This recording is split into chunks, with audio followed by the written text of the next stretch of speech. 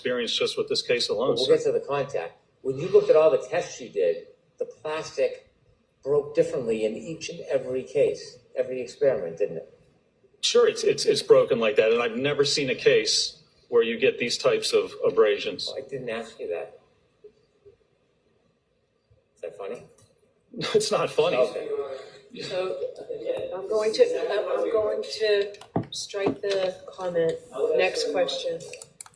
I'm glad you guys asked me to roll that one back. We had to relive that. He, I think, is an uncomfortable smiler along with myself. I also giggle when I'm uncomfortable. Just saying. Just throwing that out there. Next question, Mr. Brennan. No more comments. When you did your experiments, the sizes of plastic that broke were different in each experiment, weren't they? They were, yes. The number of breaks in each experiment were different, weren't they? They were, yes. The angles of the break changed from piece to piece, experiment to experiment, didn't they? I'm sure they did. Did you watch the videos and watch the damage and take a look and count how many pieces broke in each experiment? I didn't specifically count, no. We looked at contact to the sleeve and to the dummy itself. Can we You never adopt him? counted the broken pieces in each experiment? I did not. There was no need to. Not a matter if there's a need, did you? I did not, no, sir. We should You adopt had him. talked quite a bit about We should. Dr. Welcher's test with the paint, so I want to ask you some questions about that. Were you ever under the impression that Mr. Welcher, you can take that down, please. Were you ever under the impression that Dr. Welcher was trying to reenact the actual collision when he did that blue test? I don't allow it. Of course you are. Well, that was the only test he performed, and he referenced that test He does. for his opinion that the position and orientation of the lacerations are consistent with the taillight cover. So if that test was not intended to signify or To make it abundantly clear, Hank can talk about Welcher. demonstrate the position of the arm, he has no evidence to say the position and orientation of the arm in the lacerations, which are abrasions, are consistent with the taillight cover. That's the only test he did. So if it doesn't represent that, it's really meaningless in his analysis and conclusions. Now that you've shared your opinions, can I get back to my question? Sustained.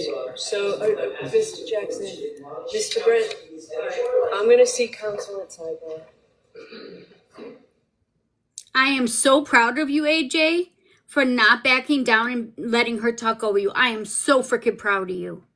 So proud. Holy shit. I need to see that again because he's never done that. Demonstrate the position of the arm.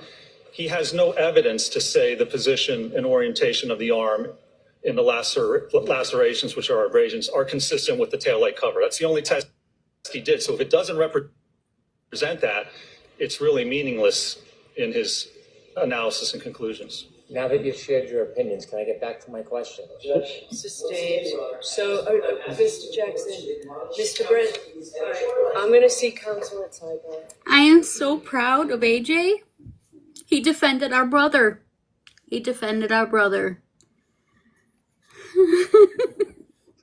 Okay, we have to do a poll. I need to know where you guys are at.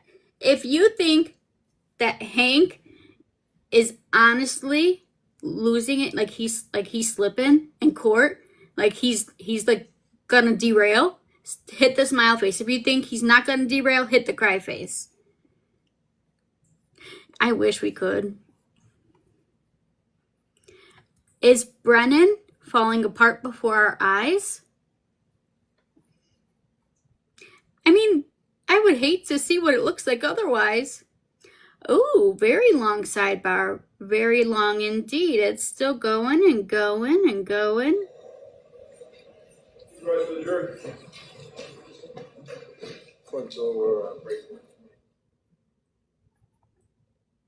I think they're going to go straight into lunch, guys, which means, oh no, we cannot practice patience with parameters anymore. Shit. 5 seconds.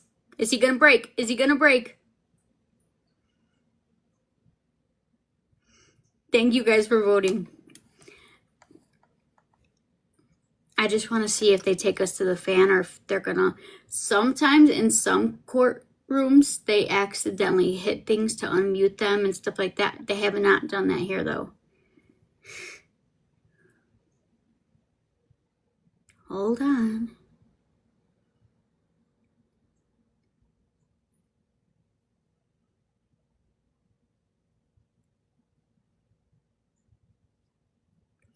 I mean, this guy literally, his witness literally said the car could go to outer space. So, I mean, if we're comparing, thank you for the follows. I just want to see because this is not normal for them to just show us everybody at all. I'll play it again. But yes, I can make it up, but I need to play it again to hear it.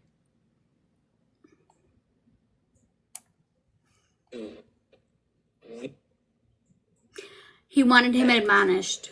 The actual collision when No, you did that yes. blue test? I'm going to allow it. Well, that was the only test he performed, and he referenced that test for his opinion that the position. Thank you for letting us know that you're employed. Congratulations. This is the trial as it says above. And orientation of the lacerations are consistent with the taillight cover. So if that No. test was not intended to signify or demonstrate the position of the arm, he has no evidence to say the Hi, position Cindy, how and are you? orientation of the arm in the lacerations, which are abrasions, are consistent with the taillight cover. That's the only test he did. So if it doesn't represent that, it's really meaningless in his analysis and conclusions. Now that you've shared your opinions, can I get back to my question? Sustained. So, Mr. Jackson, Mr. Brent. I'm asking the court to admonish counsel. That's what he's saying. They already blocked. Miss Samantha came back and she came in hot. She like 1, 2, 3. She just blocked them all. You don't want to try that stuff when Catnip and Samantha are here.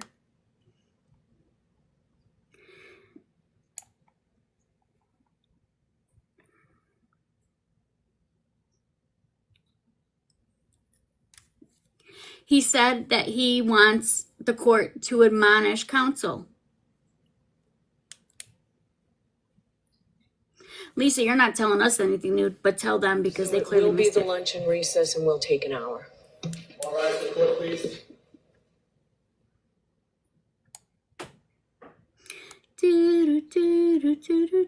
And that hour is almost up, and we are now. Wait, hold the phone. You guys have to love me for this. We are still practicing patience with parameters by a little bit. We don't have to wait. Now open, you may be seated. All right, while the jury is on their way in, I need to see counsel at sidebar. I'm glad you found me, Lisa. He means he wants AJ, oh Jesus. He wants Hank admonished for being an asshole. I'm sure Rap has already been kicked out. You got Miss Samantha here too now. I'm sure they're already gone. It was me and Catnip. We were doing it so quick earlier. So now that Sam's here, I probably won't even get a chance to play with them before they're gone. Okay. That had to be a very interesting lunch break. Well, no, we're not going to be able to fast forward very much longer because we are literally right on the edge of being caught up. Literally. That's why I just want to let this sidebar play out because we're close.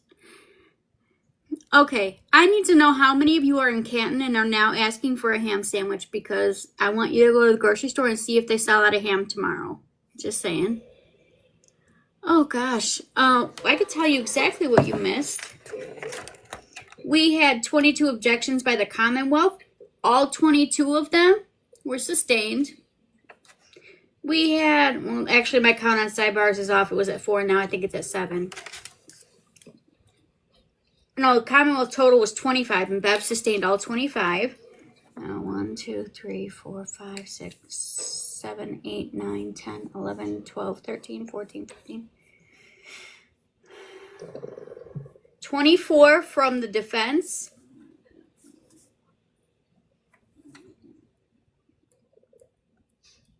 And 9 of them were sustained. All right, Yes, we're still from Mr. that. Brennan.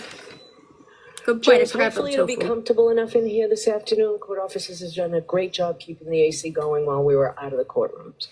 I am not a lawyer, but I would imagine she could. I definitely would.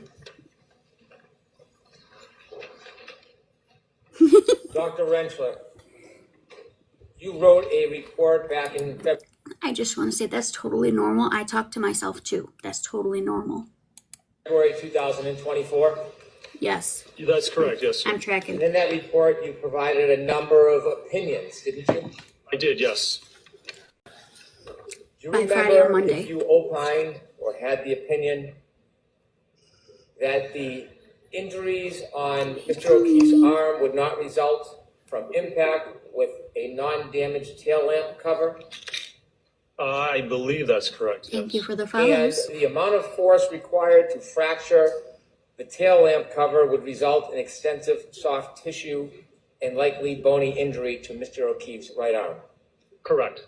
And so your opinion back in 2004 was that if a person's arm were to cause the damage to that taillight on that Lexus, you would expect to see extensive soft tissue and likely bony injury. Yes, soft tissue referring to ligaments and tendons of the elbow and shoulder, correct, and the wrist. And so you're saying not superficial abrasions, but in the arm? Yes, when you look at, and from, you can see Thank from the you. testing we did for this case, for this round, that the arm extends and you have contact with the arm, you would expect at those speeds, damage to the tendons and the ligaments, the elbow, the shoulder, likely the wrist. In the x-rays that we looked at, or that we saw, and you offered the words of the medical expert, Thank you for the follow. there is no MRI studying any ligament damage, is there? There are no MRIs that I'm aware of, no, sir. And x-rays wouldn't fairly depict some of those internal injuries that you're referring to, would they? It's funny that you bring up the x-rays that you've been hiding until now. As I described before, it can show laxity of the joint, but it normally doesn't show the actual soft tissue damage itself, no, sir. A crash test dummy is different than a person, isn't it? Certainly it is, yes, No sir. muscle, That's correct. no ligaments. That's correct. The crash test dummy does not react or respond like a human being. Well, it does to a certain extent, yes. There are differences. Certainly there are, yes. And so when you're I'm looking at a trying. crash test dummy, you can trying. agree that there are significant differences between what you might see on the dummy's arm and what would maybe happen to a human being's arm on the inside.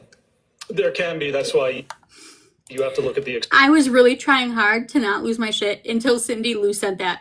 That broke me. I couldn't help it. I'm sorry.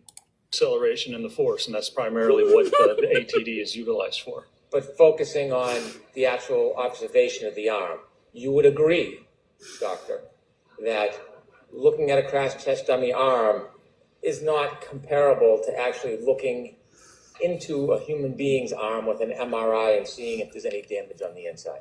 No, of course, that they're not the same, no, sir. It's not You that were kind of speaking about dog. references earlier.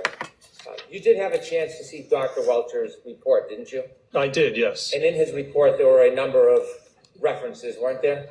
There were different references, but I think maybe 26 within his report. In addition to his references, you were sent a number of gigabytes of information, weren't you? I was, yes. And in those gigabytes, there was different references to different materials, wasn't there? Well, first of all, there were only 26 references in his report that he cited to for his opinions. There was material contained within the batch of documents that they sent over. There was At Welcher's time, there were not. Hank had buried these x-rays. He buried these.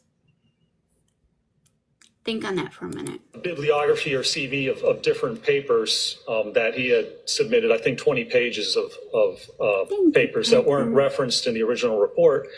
And the most recent paper in that AutoPed packet was from 2004. Most of them were from the 60s and 70s, but there was an additional packet of When information. you read Not- his not report and in saw court, his no. references, did you look up the references? I did, yes, sir. Okay. And when you were saying earlier that there was only one reference, you were referring to the paint test, correct? Well, I was referring to, there's only one reference specifically with respect to automobile My pedestrian understanding is impacts. yes. When you looked at his references, sir, did you have an opportunity to read any of the articles? I did, yes, sir. And many Because he doesn't want to make it look like he wasted $400,000 on nothing. of them are peer reviewed? Yes, sir. In addition, when you looked at the 20 pages of materials he sent over that were not in his report, how many references He's already gone.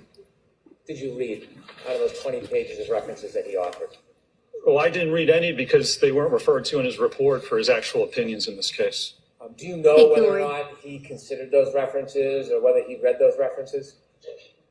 We're gonna allow that. He didn't cite to any of those references in either the PowerPoint presentation or in his report. That's the knowledge I have of whether he reviewed those. So you don't know what he considered or thought, do you? I know what he cited to and he referenced to in his report in PowerPoint. That's the extent. The question is, Are you trying to ask our brother if he has ESPN too? you don't know what he was referring or reading or relying on other than what was in his report cited. He's correct? already gone, Well, Lisa. right. If he referred to the other articles, yes, certainly other articles in the 60s, 70s, and 80s he may have, but they don't really pertain to what happened in this case. How many references were in your May 7th report?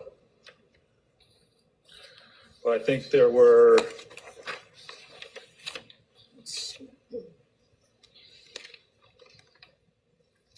It really is, because there are actual people that should be in jail in place of what they're trying to do to Karen. And they're 26, I protected. think. It's Those bullshit. 26 references, are they offered in your report to suggest some type of support for the proposition that you're promoting in the report? Well, they support the opinions or the methodology or both with respect to what I've offered in this The matter. reason why you put a cite in is suggesting that it supports whatever proposition you're footnoting on that. To some extent, or the methodology or some information pertinent to that opinion, yes, sir. Regarding crash test dummies and prediction in soft tissue injury, you provided 3 sites, didn't you? And soft tissue injuries? Yes. Can you show me where it says that, sir? Footnote 11 of your report, Mr. O'Keefe's right arm kinematic. Sadly, Patricia, it is. I know. It doesn't seem like it.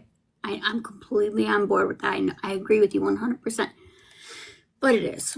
During impact with the Lexus are inconsistent with Taylor. producing the documented cuts damage to his right sleeve as well as the abrasions to his right arm. Did you write that? Yes, and which one was that again? I just want to make sure. What was the You number? cited footnotes 24, 25, and 26. Yes. And when you cited 24, 25, 26, did any of those 3 sites, in fact, those are the only sites that you cited for that proposition, correct? Yes, sir. So your To us, it's a joke, but to Karen, her freedom's on the line. entire basis of sites is limited to those 3 articles or 3 papers, yes? For reference, it's not, the testing I hate that obviously proves movie. differently, but yes, for that one comment there, those were the 3 that were provided, yes. Starting with number 24. When you looked at 24, did it ever suggest, this paper, did it ever suggest that Yes, it was Queen. appropriate to use a crash test dummy in the material of a crash test dummy to make an analysis or determine whether or not there would be documented damage to someone's skin? No, it And I have this entire trial on my YouTube. I upload the live every day. Same name, Michelle's Criminal Musings. didn't, and that's not what I did in this matter. In this article you cite supporting the claim that you made, there is nothing in here that would suggest that a crash test dummy is appropriate to use in making that determination, is there? There is not, no, sir. You're welcome. In fact, in this article, Thank you for the follow. it gives you details on what actually should be used to make that analysis, doesn't it? No, sir. It tells you certain ways to look at sharpness and how lacerations are caused. This is titled Skin Tissue Cuttability and its relation to lacerations, severity, indices.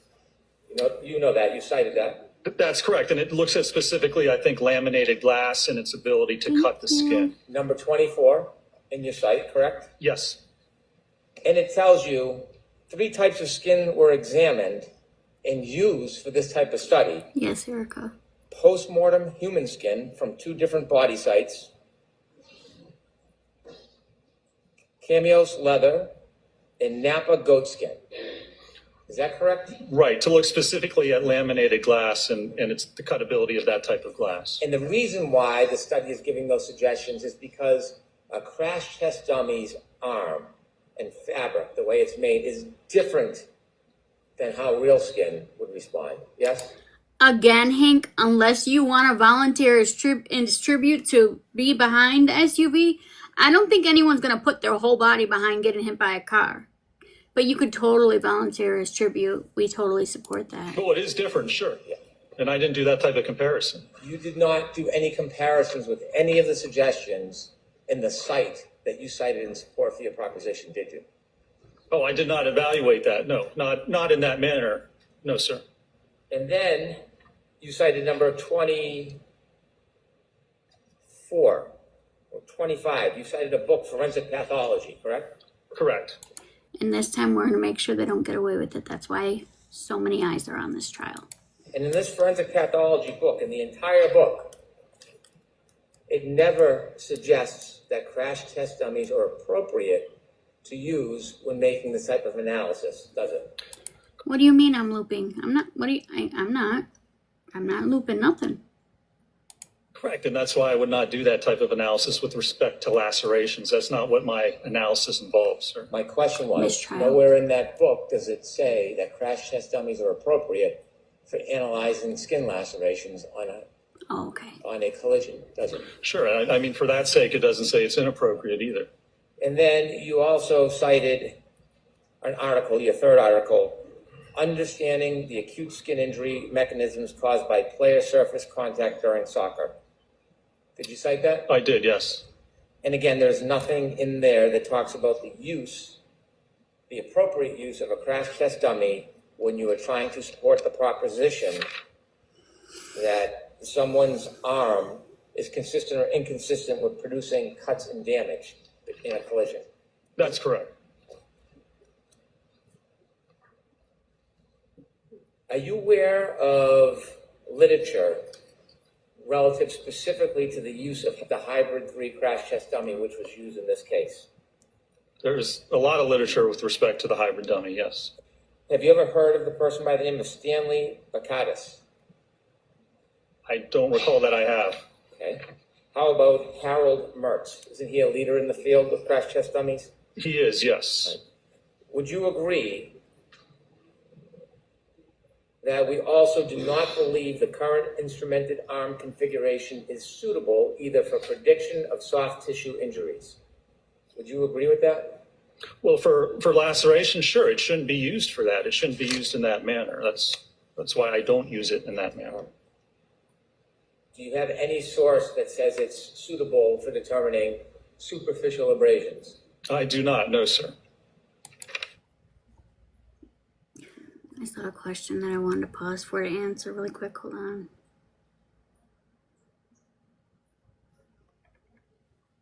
Yeah, I don't know which one it You have was. no other sites whatsoever supporting that proposition, which led inevitably to one of the opinions you gave to this jury, true? Not true. That's a misrepresentation of what I performed, the testing that I performed, and the results that I analyzed in this case. Hank is a walking misrepresentation. You are totally right.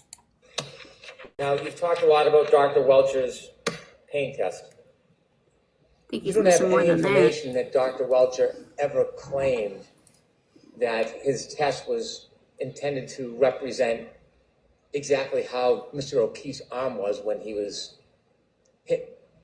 Do you?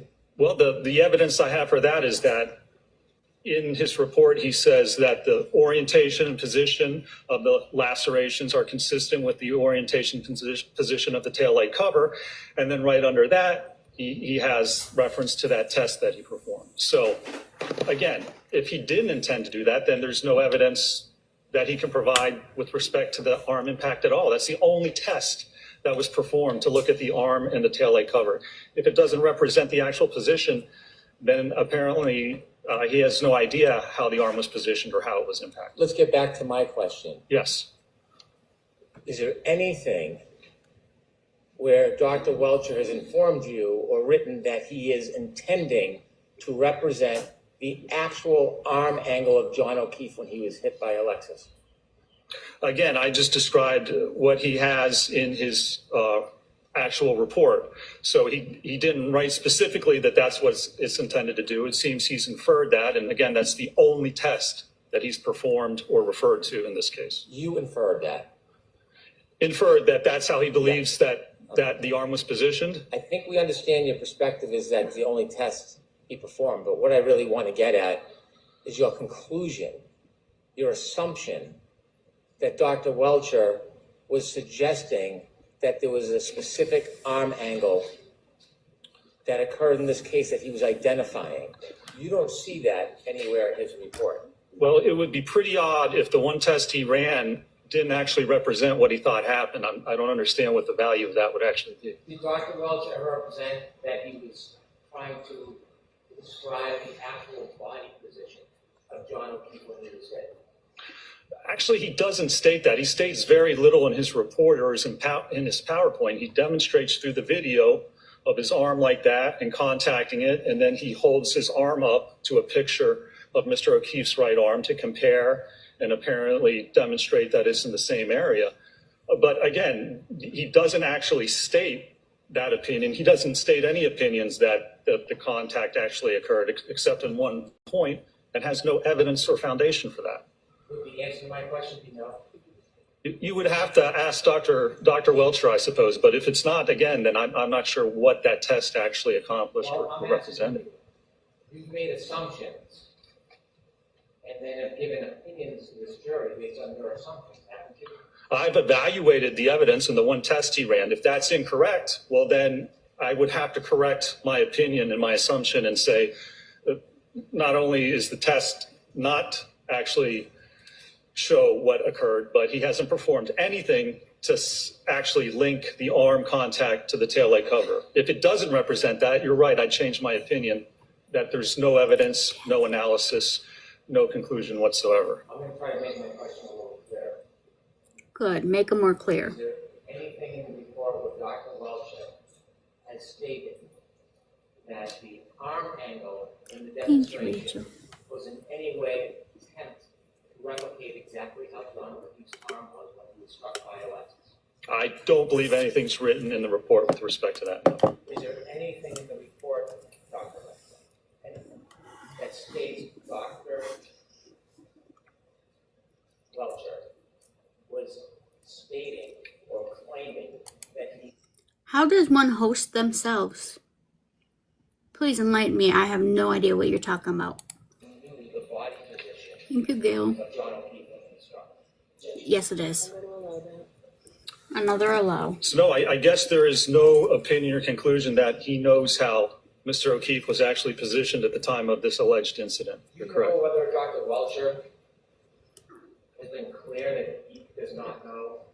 Let me say this differently. You would agree, Dr. Welcher has never stated in his report that he can identify the speed. Tell me you're going to report a person without telling me you're going to report them. Make a comment and then get blocked so then you come back and report them. You're a real man. At which Mr. O'Keefe was struck with. He does not state what he thinks the speed is. That's correct. He never states how far, if at all, Mr. O'Keefe was thrown after being in a collision. That's right. He does not. When you don't know the speed, you don't know the body position, and you don't know the angle of the body at the time of collision, you cannot replicate a collision with crash test dummies to a reasonable degree of scientific certainty. Well, you're right. You can't prove that that actually occurred. That's the basis. Yeah. So, If you don't have the You can- information, you can't replicate what happened. You can't determine, you can't state to any conclusion of accuracy what actually occurred if you don't have the evidence. if you were to do a crash reenactment, Sort of. but couldn't state to a reasonable degree of scientific certainty this replicated actually. the actual collision, that wouldn't be scientifically reliable to a reasonable degree of scientific certainty, would it? Well, if you perform a test and you state this is what I tested and this is the angle, then you can certainly say these are my conclusions. But if you don't know the throw distance, if you don't know the position, then you're correct. You can't actually come to a conclusion that it didn't occur. If you don't know how something occurred, how can you conclude that it actually occurred? It scientifically makes no sense.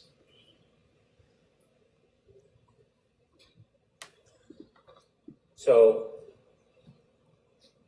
if an expert does a crash test and they can't determine to a reasonable degree of scientific certainty that it replicates the actual collision, you would agree that would not be a reliable test to present to a jury, don't you?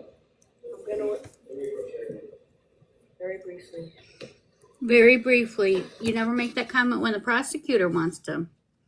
Guys, if you're not following, drop me a follow. We're going to need to reset after this witness because some asshole came in and reported me.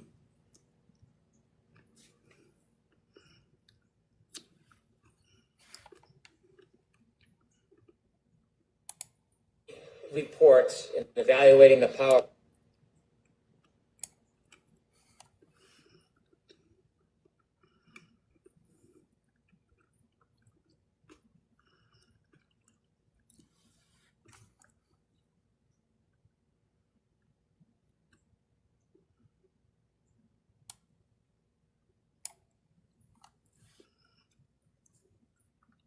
Reproduce content. The thing is, it's live content happening right now, and it's a link directly into the court. So, and I don't know if y'all noticed or not, but I pause a lot. We talk a lot here. So,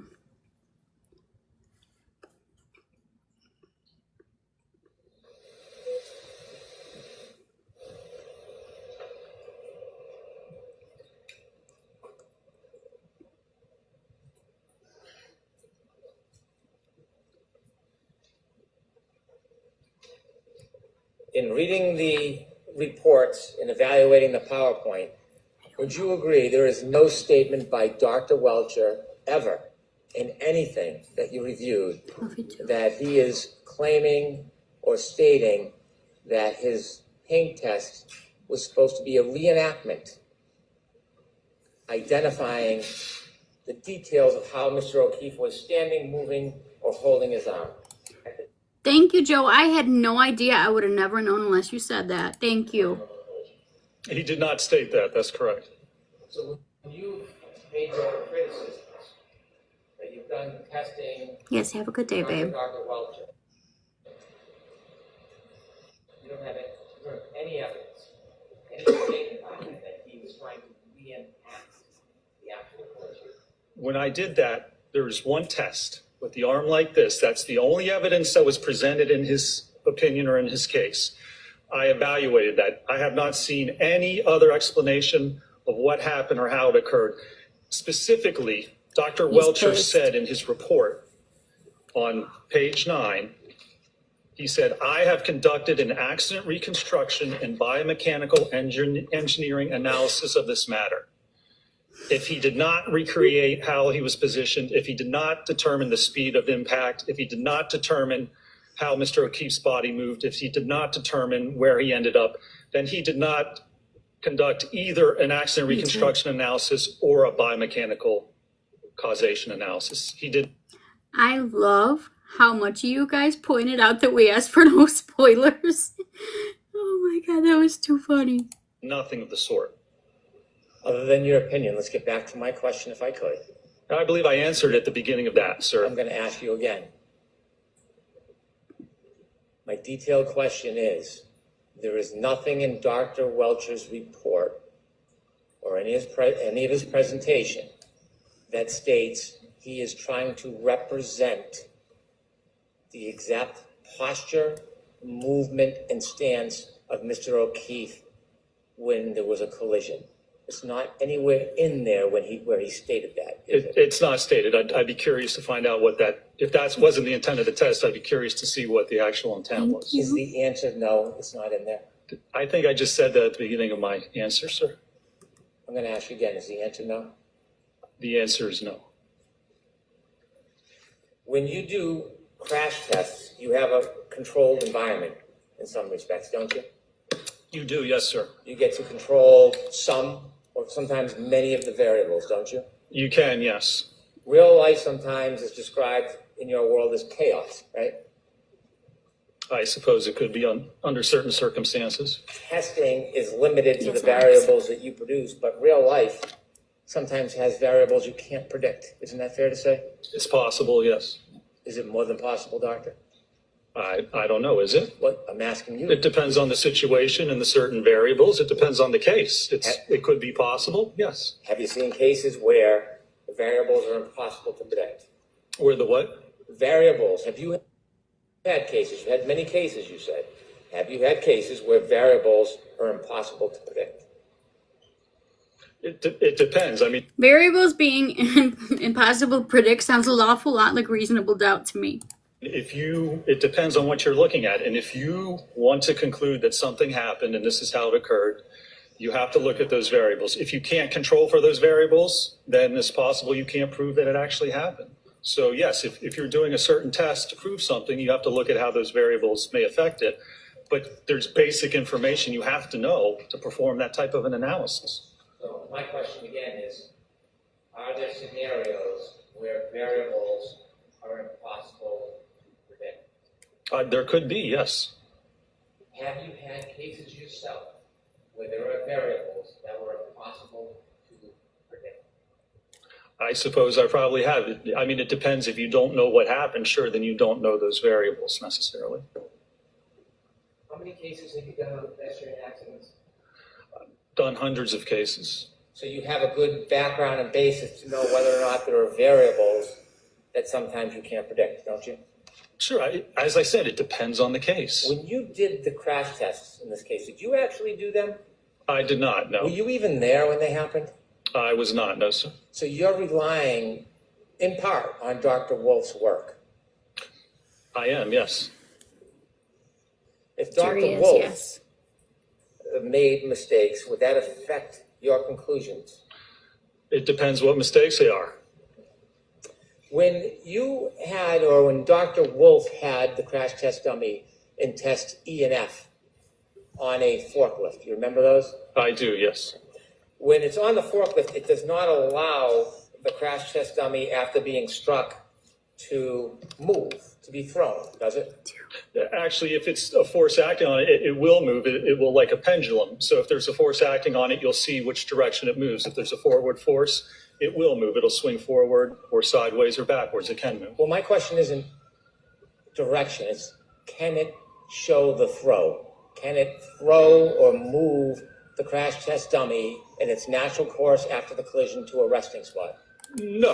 Is it driving anyone else crazy that he is constantly referring to him as a dummy after arguing to him being referred to a dummy yesterday? In those tests, though, there wouldn't be any throw. Thank you guys, If a 150K. crash test dummy Thank is you. restrained by a forklift. Guys, if you're not following me on my YouTube, it's under the same name. Make sure you go over there because I get reported a lot. And if it ever takes it away, that's where I'll be, is on my YouTube.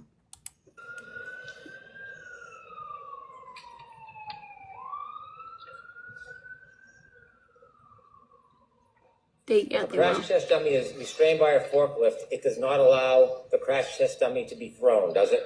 Assuming there is throw, that's correct. It doesn't. It doesn't allow an observation of the crash test dummy to turn or fall, does it? No, it does not. Well, no, actually it turns, sure. I mean, it can spin. How about fall? No. And a crash test dummy would just fall down anyway. Have you seen crash test dummies where it is held in place electromagnetically, and when the collision happens, then the dummy can move? Have you seen that? I have, yes. Have you seen, excuse me, have you seen crash There's test with your crash test dummy where there is a light? Sorry. Like I said, there's your sign, Hank. Have you seen crash tests with crash test dummies where there is a light string and somebody cuts the string moments before the impact or a second before I the have, impact? yes. That wasn't done in this case, was it? What? It wasn't necessary. Was that done in this case? It wasn't. I'll speak slower and a little clearer. If you answer my question. I just did answer it. I said it wasn't. When the crash test dummy is held, Did you guys miss that? Because I was expecting a lot more reactions. You know what? We're gonna roll that back because that was epic. Ready? Assuming there is throw, that's correct. It doesn't. it doesn't allow an observation of the crash test dummy to turn or fall, does it? No, it does not. Well, no, actually it turns, sure. I mean, it can spin. How about fall? No. And a crash test dummy would just fall down anyway. You've seen crash test dummies where it is held in place electromagnetically, and when the collision happens, then the dummy can move. Have you seen that? I have, yes. Have you seen, excuse me, My dumbass sitting here thinking there's another ambulance going by again when I just rewound it. have you seen crash test with crash test dummy where there is a light? I'm sorry. Have you seen crash test with crash test dummies where there is a light string and somebody cuts the string moments before the impact or a second before I the have, impact? yes.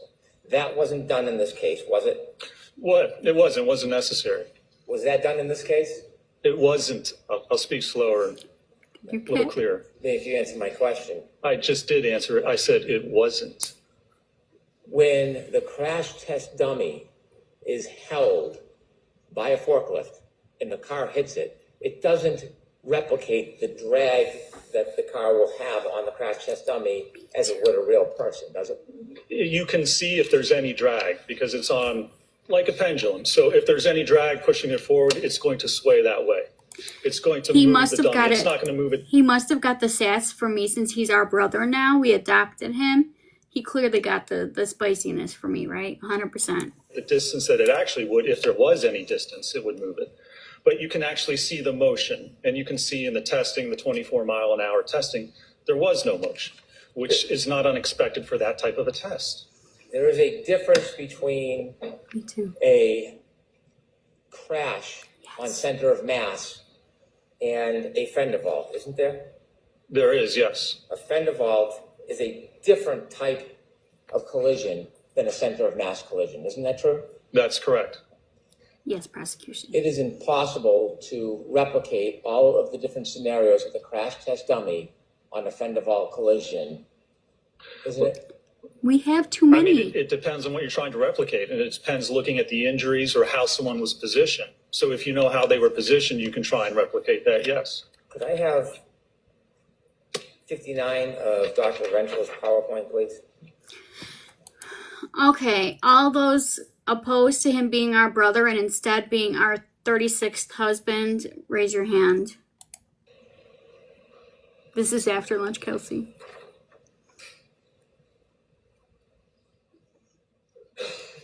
In your PowerPoint, you cited an article, Vehicle Pedestrian Collisions, Validated Models for Pedestrian Impact and Projection, correct? Yes, And you put snippets up on the board, yes, and these snippets talk about an engagement with the pedestrian in the vehicle. correct. Welcome. Is there a reason why you took out a piece of that article that falls between those two paragraphs? No, I don't think so, no. Those were the most relevant parts. My husband is going to be so pissed that we're picking another husband. Did you cut out the part that says some frontal collisions are with the corner of the vehicle where the pedestrian is deflected to one side without secondary impact of the upper body with the vehicle front. Alternatively, the transverse velocity of the pedestrian at impact may be sufficient to prevent head contact as the body rotates sideways off the bonnet, and these situations are known as fender vault. The models presented here do not apply to fender vault. Did you leave that part out purposely? Oh, yeah, I did, sir, because this isn't a frontal impact with a sedan over the fender of the hood of a sedan. This is with the back of an SUV, so it's completely different. You've cited many, many sources where it talks about front-end collisions, because that is the majority of pedestrian collisions, the front end, isn't it? The majority, it is, yes, sir. And so there is a difference between fender vault and a center of mass collision, isn't there? Hi, Patricia. That's correct. And that's why you see a center of mass, you look at the testing we did, that's the center of mass impact. On a frontal impact, usually, if you're hit by the front of a car, it doesn't usually get your center of mass, you're too tall. That's why you do a fender vault, or you flip onto the hood, or you flip over the top of the car. So yeah, it's completely different. It doesn't pertain to allegedly what occurred in this case. No, AJ's So let me mine. get back to my question. Or not AJ. When the Alessi. tests were done, E and F, F was a center of mass collision at 29 miles per hour, wasn't it? That's correct, yes. Right.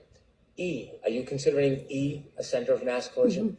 Which was he, the 24 24? miles per hour. No, it didn't hit the center of mass of the Right. dummy, it just hit the arm. Exactly. So there is a, To make it clear, guys, yeah, I am starting to lose track. More than I could handle, I guess. I don't know. The reason they're not objecting is, one, because they're not getting anywhere. She's overruling just about all of them. And two, you give somebody enough rope. difference. In this case, Thank you, you Roxy. don't know the position of Mr. O'Keefe's arm at impact, do you? Nobody knows. I don't think his arm was even impacted by the car, so no. You I don't- don't know the position of the arm at impact because it wasn't hit by the car. You don't know the angle of his body at impact, do you? The alleged angle, So ask the question again. Okay.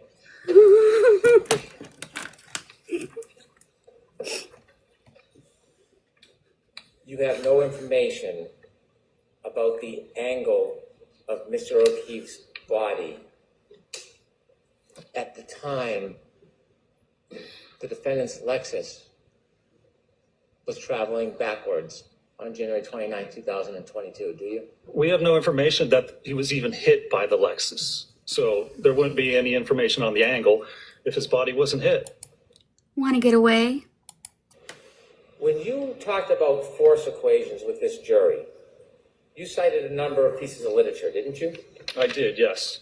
And when you cited the literature, you cited all literature regarding concentrated forces, didn't you? No, that's not true. There's a difference between concentrated and distributed force, isn't there? Yeah, I talked about that on my direct, yes, sir. When you showed your slides, for example, the hand, Yes. could we see slide 8, please? I clapped so loud that I hurt my hand.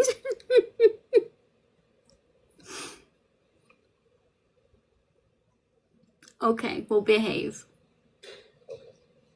Can't Let's try promise they slide will, but yeah. 56. I wish Hank would just stay by the damn mic. You would agree with me, Doctor, there's a difference between You need a to hear it again? concentrated and a distributed load, wouldn't Okay. you? I mean, it depends on what you're trying to replicate, and it depends looking at the injuries or how someone was positioned. So if you know how they were positioned, you can try and replicate that, yes. Could I have 59 of Dr. Rental's PowerPoint, please?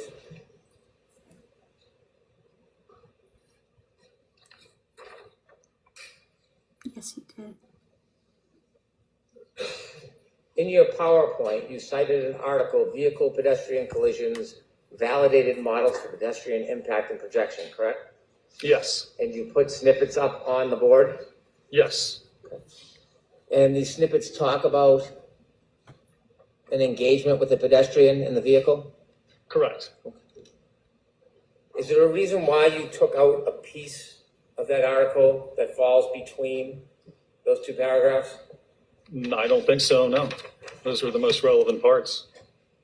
did you cut out the part that says some frontal collisions are with the corner of the vehicle where the pedestrian is deflected to one side without secondary impact of the upper body with the vehicle front? Alternatively, the transverse velocity of the pedestrian at impact may be sufficient to prevent head contact as the body rotates sideways off the bonnet. And these situations are known as fender vault. The models presented here do not apply to fender vault. Did you leave that part out purposely? Oh, yeah, I did, sir, because this isn't a frontal impact with a sedan over the fender of the hood of a sedan. This is with the back of an SUV, so it's completely different. You've cited many, many sources where it talks about front-end collisions, because that is the majority of pedestrian collisions, the front end, isn't it? The majority, Yes. it is, yes, sir. And so there is a difference between fender vault and a center of mass collision, isn't there? That's correct. And that's why you see a center of mass, you look at the testing we did, that's the center of mass impact. On a frontal impact, usually, if you're hit by the front of a car, it doesn't usually get your center of mass, you're too tall. That's why you do a fender vault, or you flip onto the hood, or you flip over the top of the car. So yeah, it's completely different. It doesn't pertain to allegedly what occurred in this case. So let me get back to my question. When the tests were done, E and F was a center of mass collision at 29 miles per hour, wasn't it? That's correct, yes. Right. E, are you considering E a center of mass collision? Which was he, the 24 24? miles per hour. No, it didn't hit the center of mass of the Right. dummy, it just hit the arm. Exactly. So there is a difference. In this case, you don't know the position of Mr. O'Keefe's arm at impact, do you? Nobody knows I don't think his arm was even impacted by the car, so no. You I don't- don't know the position of the arm at impact because it wasn't hit by the car. You don't know the angle of his body at impact, do you? The alleged angle, So ask the question again. Okay.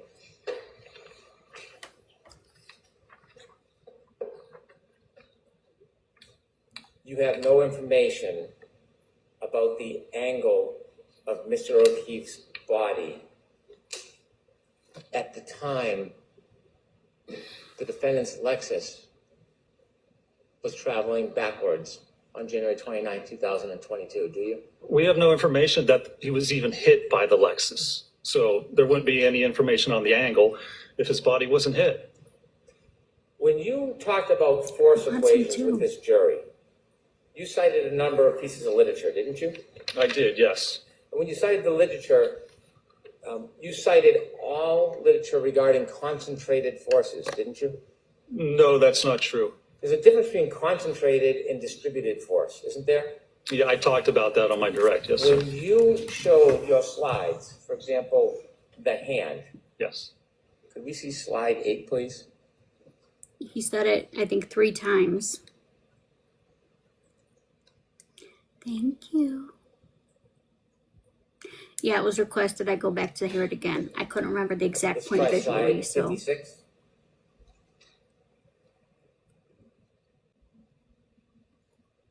By the way, guys, if you're following my backup, make sure you would follow agree me with here Doctor, too. There's a difference I don't always between come with the a backup. concentrated and a distributed load, wouldn't you? I would, yes. When you gave your opinions in this case, it was based on concentrated load, wasn't it? No, sir. When you gave your force equations, was that distributed load or concentrated load? That was the load at the center of mass.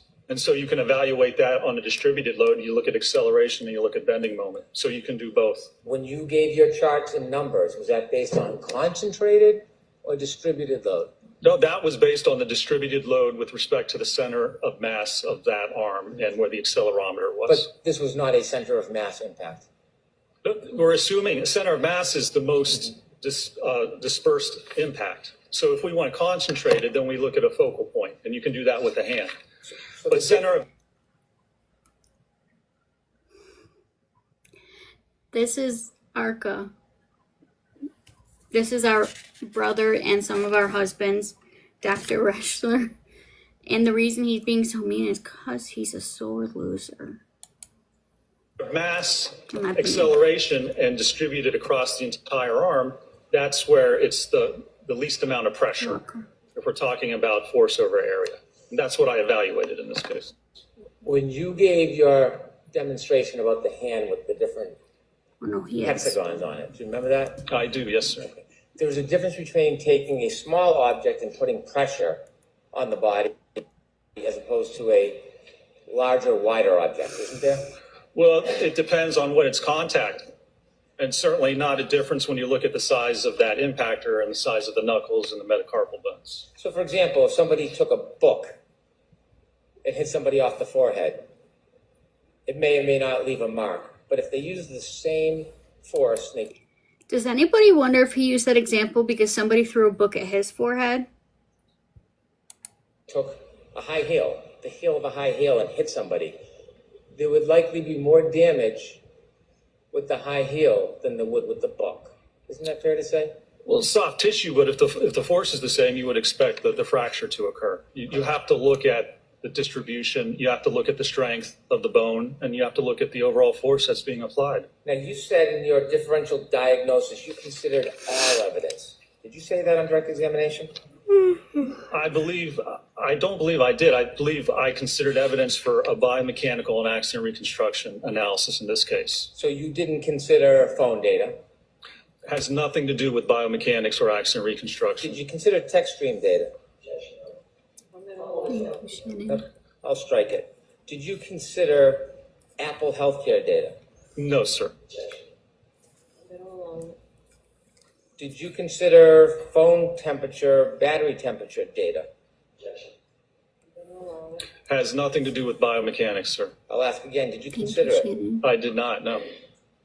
You said it would be improper to ignore evidence. Were those your words? For a biomechanical analysis, yes, sir. Have you been to the scene of an accident before or a collision? I have, yes. Do you know what a debris field is? Yes, sir. And you've seen in your videos E and F, there's debris fields after the collision and the taillight brakes, isn't there? So first of all, there's debris in the yard. What that's from, is there a collision? Was there a collision? Where did that come from? Where it was positioned? That's all conjecture and supposition. Those aren't actual facts, sir. Can you hear my question about debris field? I'm asking. Yeah, and I think it's in a, Thank you, babe.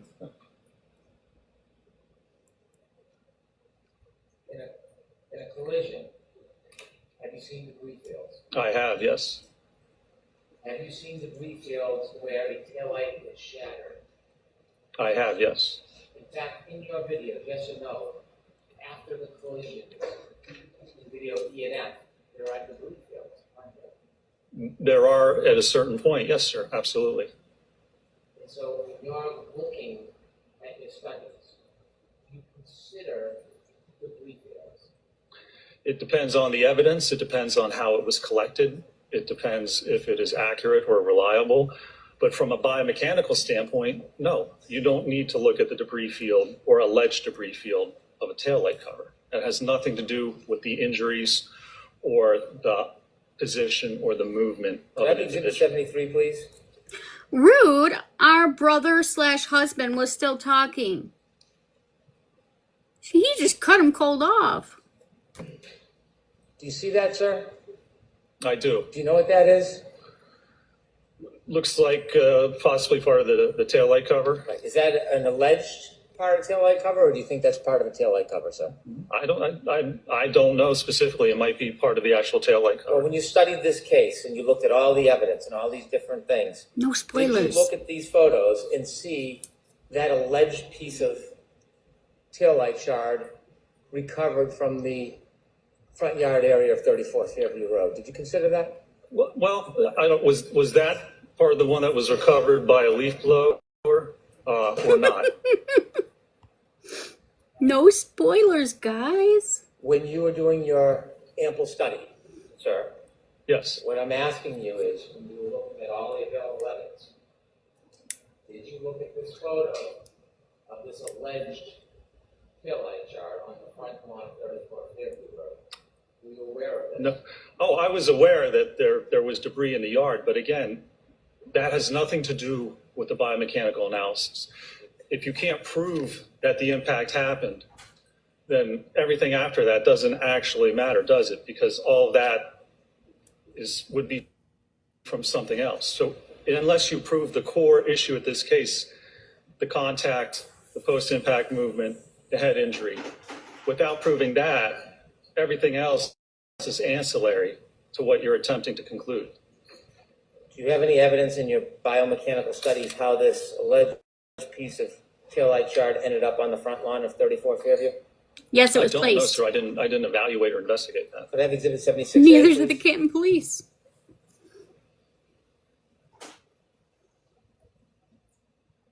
Did you see this photograph, sir? I do, yes. Is that part of a red taillight shard or an alleged piece of a taillight shard?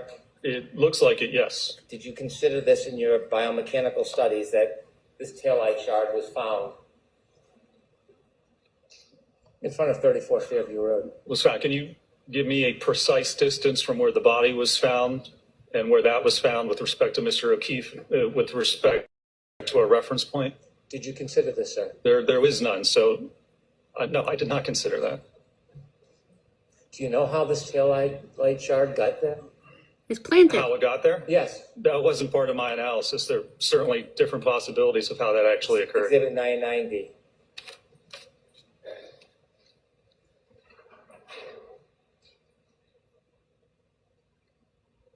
Do you know what that is, sir? It looks like part of the light assembly. Mr. O'Keefe's hat? Oh, Did you that's look at his this hat. photograph?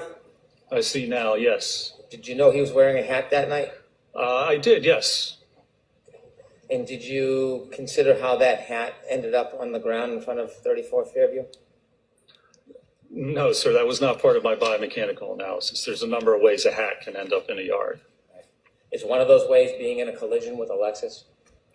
I suppose that's a possibility, or someone could put it Good there. I mean, question. there's a number of different possibilities as to when or how a hat may appear in a yard. Who do you think put it there?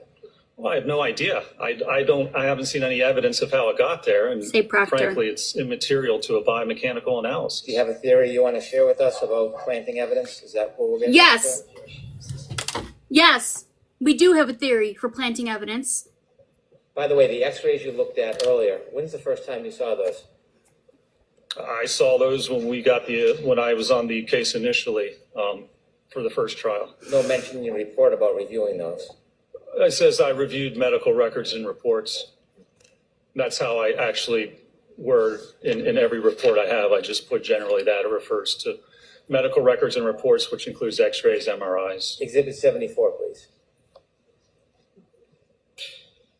Red Solo Cup. Have you seen this photograph? I have, yes. Okay. In your studies or your testing, did you determine how Mr. O'Keefe's shoe ended up near the curb? No, sir.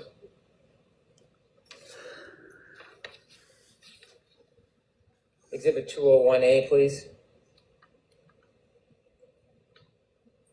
He sure is, Susan. Have you seen this photograph before? No. It's been mentioned a few times already. I don't know that I have. Have you ever seen any container that had taillight shards that matched the defendant's Lexus that were removed from his sweatshirt and his shirt? Have you ever seen any container holding those? I haven't. Well, I believe there was evidence collected like that, but yes. Okay, could we have 201E, please? He sure does need a raise after this. He needs a big ass this photo? bonus. I And the believe I have Lexus. seen that, yes. Do you understand those are taillight shards matching the defendant's Lexus, the broken taillight, Yes. that were recovered from Mr. O'Keefe's sweater or shirt? Objection. I'm gonna allow that. Did you consider that? I'll try. I'd rather try to reformat it than come sidebar. We're at 33, guys. Did you know that taillight shards were collected after Mr. O'Keefe's sweatshirt and t-shirt was scraped? Objection. I'm gonna allow that. I need to see those. Jurors, listen to be brief. Did you hear what you just said? Your Honor, I need to see you at sidebar. He's pissed. He is really pissed. By the way, guys, if you are following my backup, that's only my backup. It doesn't always come live with me, so make sure you're following me on this side too. Hold on 1 second. He does not have the mic near him. That taillight shards were collected No, she after hasn't. Mr. O'Keefe's sweatshirt and t-shirt was scraped. Objection. I'm gonna allow that. Your findings in closed. Jurors, this will be brief. She always makes it seem like the defense is the one wasting their time. By the way, guys, make sure you're going over and subscribing on my YouTube because I get reported a lot. And if the channel ever gets banana, that's where I'll go. Same name, Michelle's Criminal Musings. TikTok is just that kind of way.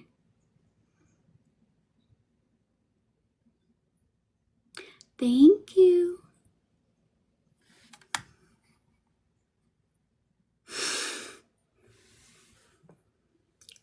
I think we can hit a lot of things after this.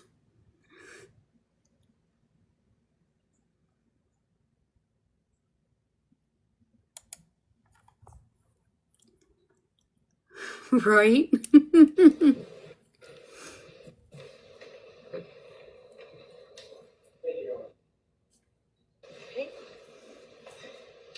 Thank you, Eric. In your extensive study of the detail of this case, Right? did you know that these pieces of plastic were removed or scraped from Mr. O'Keefe's clothes, specifically his sweatshirt and his t-shirt? Did you know that? I was aware that samples were recovered, yes. Were I'm you not aware going in. that these samples were consistent with the broken taillight of Miss Reed's Lexus? Did you know that? Yes.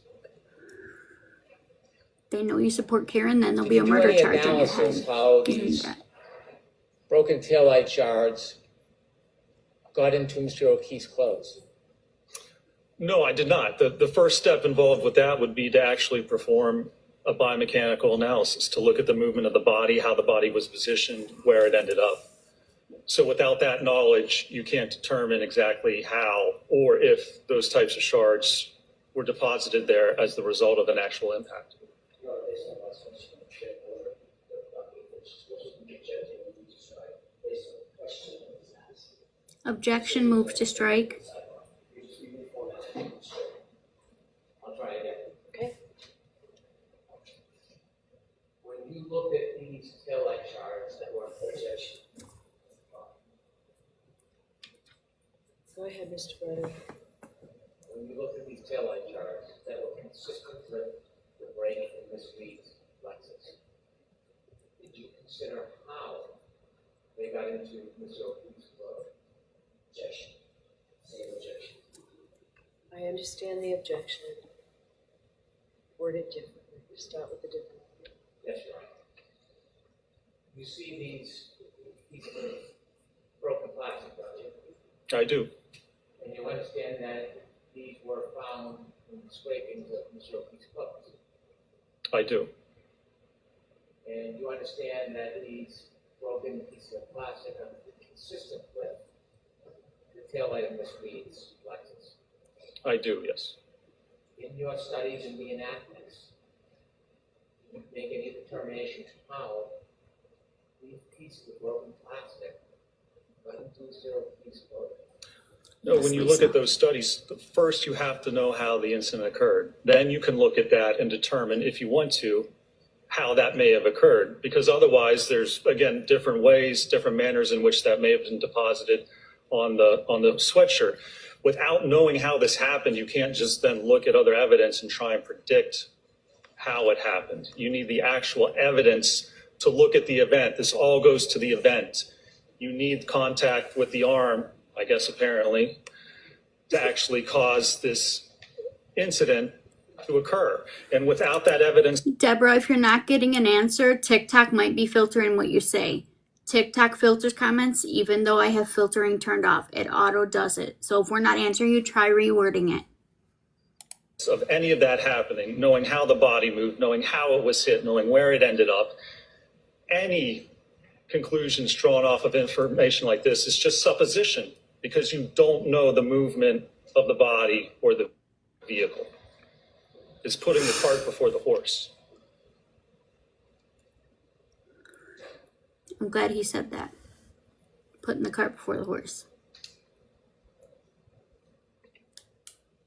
Could I have exhibit 201D, please? Thank you, Jennifer. Do you understand this is broken pieces of plastic consistent with the broken taillight of the defendant's car? Do you understand that? I believe so, yes. And do you understand this is a photograph of these broken pieces of, Yes, we are. plastic under a microscope? Okay. Well, I'm asking you, do you understand Well, if that? that's what you're I don't telling me, then I don't want you to rely on me. If you didn't see them, it's okay. I don't recall if I saw those or not. Have you seen this picture? I don't recall seeing it, no. Now looking at this photograph and seeing this broken piece of plastic under a microscope with fibers near the plastic, You're welcome. is that something you would want to consider in your analysis of forming your opinion whether or not there was a collision between Ms. Reed's car and Mr. O'Keefe? Again, if you can't do a proper biomechanical analysis, then that evidence is not consistent. You can't determine how it occurred. You can't say that that's consistent with it. You can't just look at certain evidence and not do a proper analysis. If you can't even tell that an impact occurred, you can't look at tertiary evidence and say, well, this proves that it occurred. In order to say from a biomechanical and accident reconstruction standpoint that an impact occurred and here's how it occurred, you have to understand the mechanics and dynamics before. This could certainly support that finding and those conclusions, but by itself, I don't know of any methodology in any study or peer-reviewed article that says you can just look at alleged evidence and then form an opinion as to whether an impact occurred. Thank you for the follows. Can you see with your eye that parts of the broken pieces of plastic are sharp? They look sharp. You disagree? Do you think they're not sharp? I don't have an opinion as to that, sir. Take a look. You can't. Objection. If you look at that behind, It's like asking us to look at a cloud and tell you it's not fluffy. It just doesn't happen that way. tell me whether you think those pieces of broken plastic are sharp. Objection. I would allow that. I guess they look sharp. I have no idea if they are or not. It's under a microscope. When you actually put things under a microscope, it looks much different, and it is much different than. Okay, let's go back We're to looking at the normal 20D. eye. Perhaps that can help. Not if you're going to drill Not on under about a the same microscope. question. If you pay particular attention to the larger one in the middle, that looks like a shark's tooth. Do you see Yes. that one? Yes. Do you think, doctor, that some of those appear sharp? I wouldn't know unless I touched Some them. of those appear sharp, could possibly cause a laceration, sure, as opposed to an abrasion. Do you think that any of those could cause an abrasion? I don't I think said that that too. you could get a consistent level of superficial abrasions along the entire arm of minimal depth of less than 0.5 millimeter through impact with the glass. To have that minimal force on every part of the arm to only cause superficial abrasions would be highly unlikely. I would probably rather swim with sharks than have the friends that are in Canton. Do you think some of those sharp pieces, if they were lodged in Mr. O'Keefe's sweater, could cause an abrasion? It's possible if you had enough punctures and holes in the sweater to correspond with the abrasions on the arm, that would be, I suppose, that could be a possibility. In your testing, not to Thank you, belabor it, Laura. I'm just going to show you one. Thank you, I Laura. want to show you video E. I just want to say I really appreciate you sending me your first gift ever. I really do appreciate the gift. Thank you. Could we go to video E, please?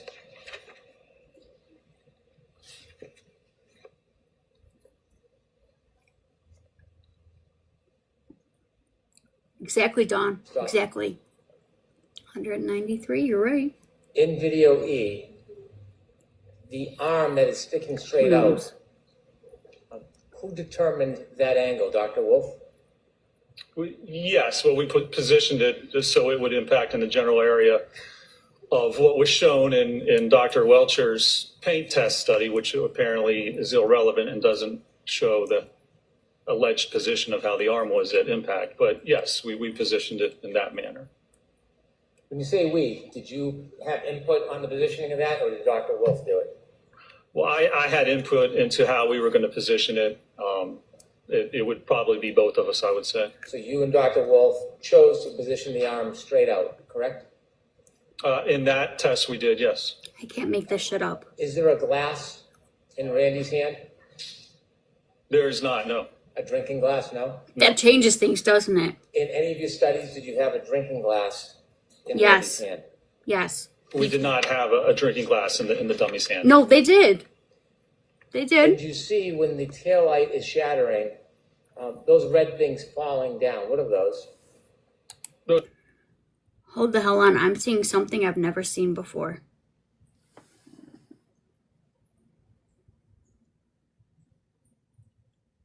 Why does this look like an evil spirit is coming out of the tail light to the ground?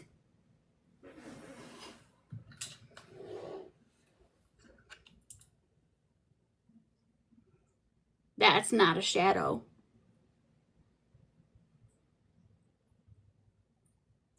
Where the hell did that come from?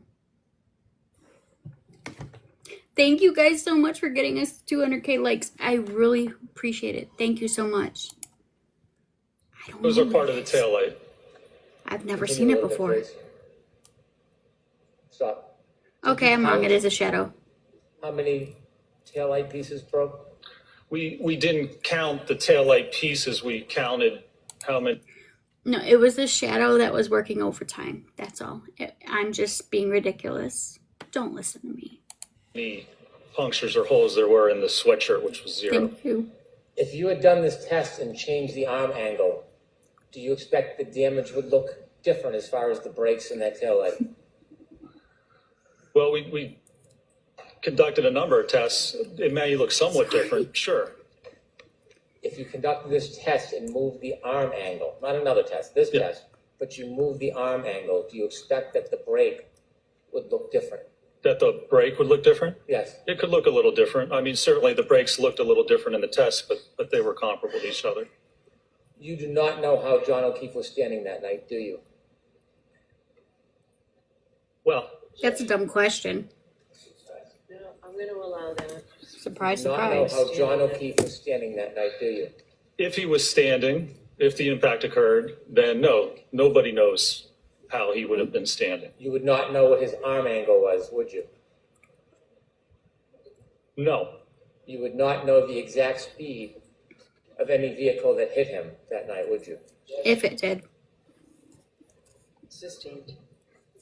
Holy shit. She sustained one for the defense. The debris, the broken taillight, is that traveling in a consistent or a different direction?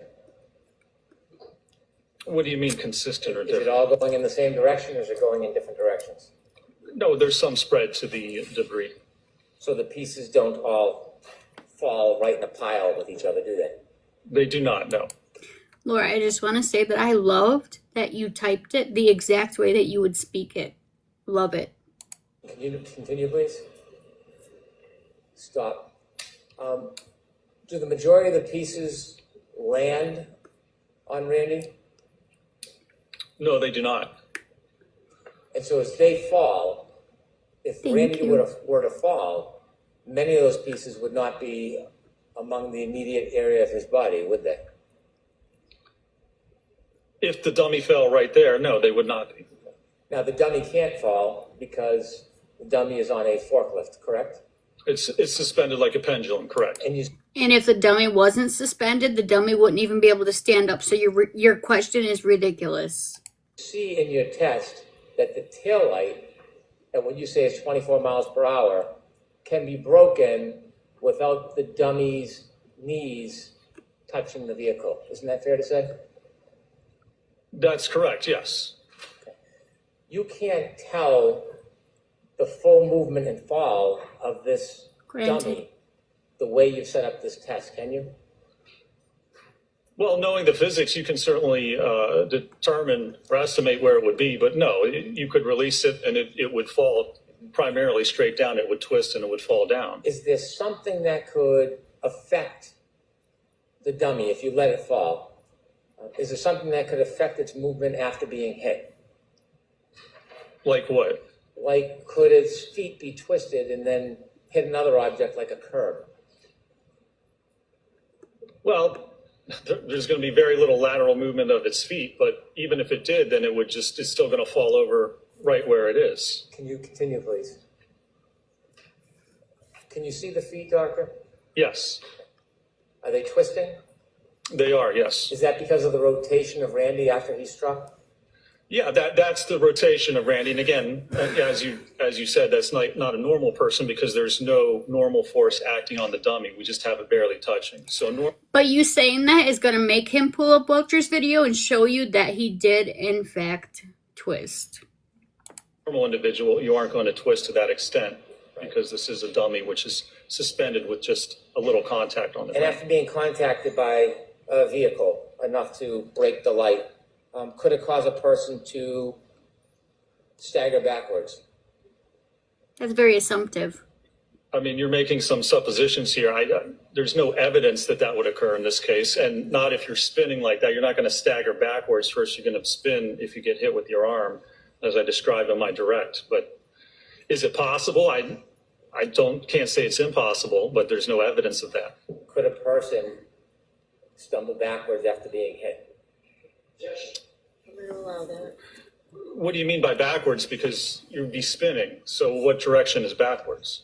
Could a person get their foot caught on a curb, sneaker come off, and then stagger backwards and fall on their head? Hold on, Hank. You're changing the story now. Now you're saying that his sneaker fell off because he hit a curb. I thought you said he was hit so hard he was knocked out of his shoe. I'm sorry, hit out of his shoe. The jury knows this, right?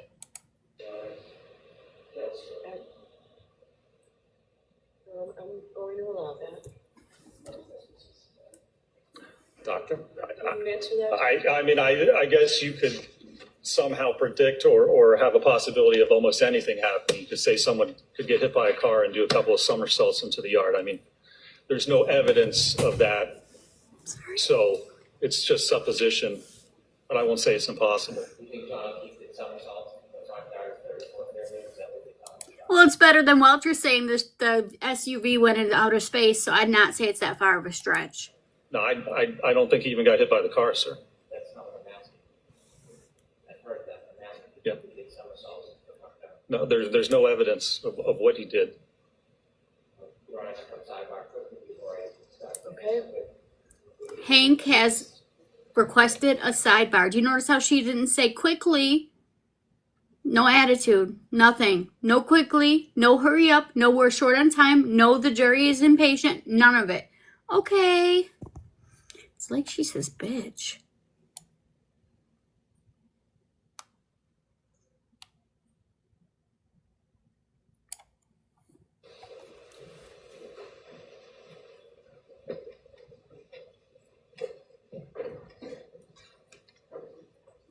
So far we're Can I have at exhibit 34. 166, please? Yeah. I am, 100%. Thank you for Did the you see follows. this photograph, sir? I did, yes. And do you see the cut on Mr. O'Keefe's nose, the left side of his nostril? I do. In your analysis of whether there was a collision with the defendant's Lexus, did you consider or know 34. that there was evidence that a piece of glass or a piece of broken plastic was pulled from Mr. O'Keefe's nose? I'm going to allow that. I'm going to allow that. So, hold on. Let's get an answer, Dr. Mitchell. Your objection's noted, Mr. Jackson. I was aware there was some piece of material allegedly pulled from the nose, yes. allegedly pulled from the nose? Yes. Okay. And that alleged piece of material, were you aware that it was? He's not alleging that of what type of material it is. He's alleging that it was pulled from the nose. Perhaps a piece of glass or broken Hank is plastic? special. Are you aware of that? So, hold on, Mr. Jackson. Mr. Brennan. I can reword it. Okay. You're welcome. Robbie, why are you aware watching this of when you're in the that object hospital? that was pulled from Mr. O'Keefe's nose? What material that was? I believe it was glass. Did you want to know in your assessment about collision where that came from? Well, I did evaluate that, and it's actually entirely inconsistent with coming from an impact with the vehicle. Can we have Exhibit 52A, please? No, absolutely nothing. He's Do you know what just that is, Doctor? It's hard for me to see from here. say but no. I believe that's the drinking glass. A drinking glass. Do you Yeah. know where that is in relation to where Mr. O'Keefe was found? I believe it was found in the vicinity of where he was found. And could I have Exhibit 195, please?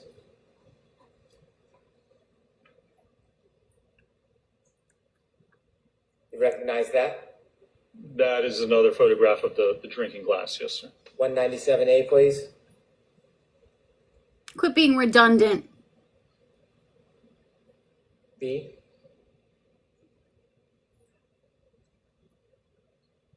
He took it from the bar. C. D.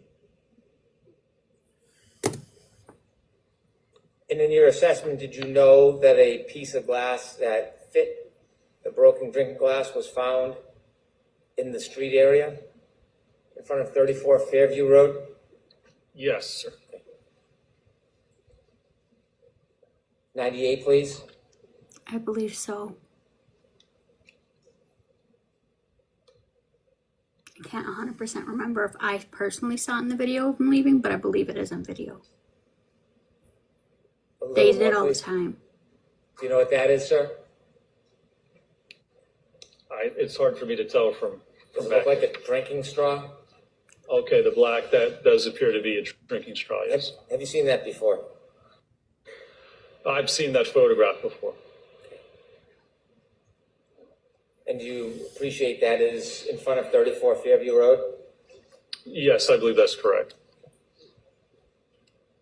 And sir, in your analysis, in your reconstruction analysis, did you consider the broken glass found near Mr. O'Keefe's body, the suggestion glass is found in his nose, and that glass that fit the broken glass was found on the street? Did you consider all those things in your reconstruction analysis?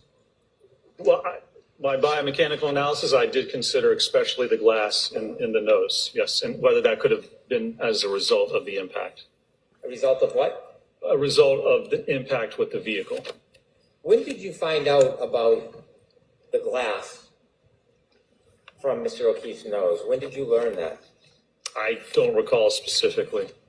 But was it before you came and testified last time, or was it before this time? I honestly, I couldn't tell you. I know it was before this time. I don't know when I found out about it. Weeks ago, months ago? He doesn't know. I have no idea, sir. You don't know if it was weeks or month ago? I don't remember with that specific piece of evidence when I found out about it. What do you mean you don't remember it? Have you seen it before? Well, For the love of God, asked and answered 500 times over, move along. I waited certainly for my report for this case. I don't know if I'd known about it prior to that. Is it mentioned anywhere in your report about the piece of glass They in Mr. are. O'Keefe's nose? No, it's not. When you received that information, did someone tell you about it? Did you listen? Yes, Did Missy. you watch? How did you evaluate this evidence? It might have been in an interview or something that it was pulled from his nose, I believe. So you saw and listened to something? I believe so, or was made aware of it. Just a couple more questions, sir.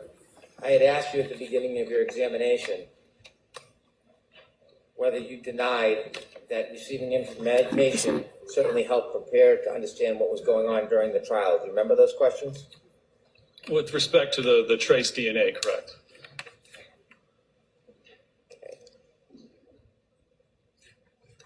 It's like watching a boxing match, but it's literally he's the one getting his ass beat, not him.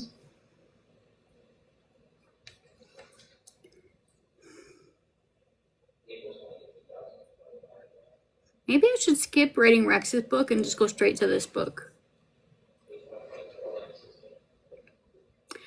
I believe they did Lucky. I just cannot remember for certain.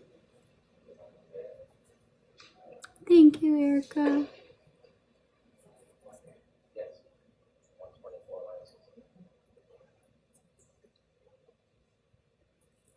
Yes. Because if he was blue, if he was green, he would die. In this case, haven't you? I have, yes, sir. And you testified recently for a short bit in April, didn't you? I did, yes.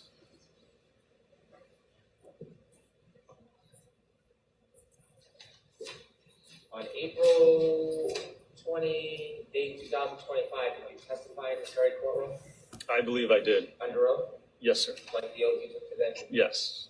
Or yesterday. Now, when I read this, I'm not attributing this in any way to the defendant's attorneys. I'm going to read you this just for clarity. Christy, add an IMO to that, Did they okay? inform you about witness testimony? Just to be safe. What did you say? Yes, Dawn. They did inform me, yes, about testimony and situations and events that came forth in the trial that I was not aware of. Those are your words? Yes, sir. Page 125, line 7.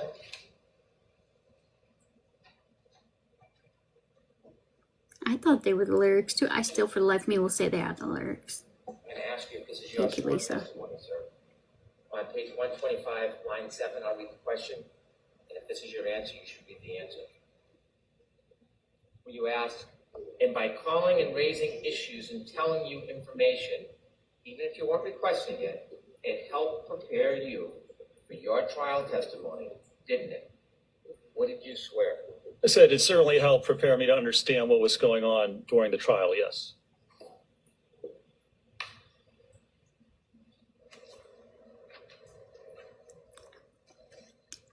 I honestly don't know. I think she loves it. She thinks she looks fashionable.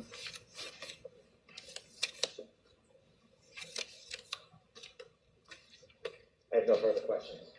All right, Mrs. Jackson? Okay. Thank you, Dawn.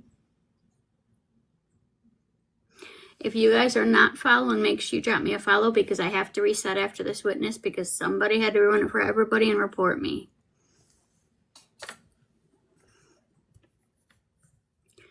I know. Do you think in his head he's giving himself high fives? Like there's one little Hank that's high fiving another little Hank and they're just high fiving and cheering because I could see that.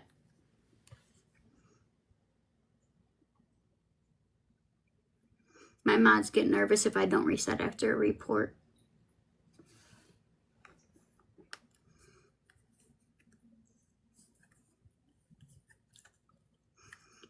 I could totally see that happening. And I could totally see Bev with a White Claw cheering herself. 100%. She probably has 4 Bevs there, though, to keep herself company in her head when all this is going on. I do have good mods.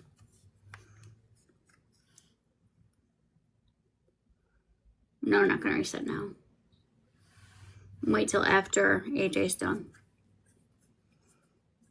I think she's got White Claw on her mind. I'm going to put a disclaimer. The Patty Michelle is almost fully out now. She's close to the surface, letting y'all know it.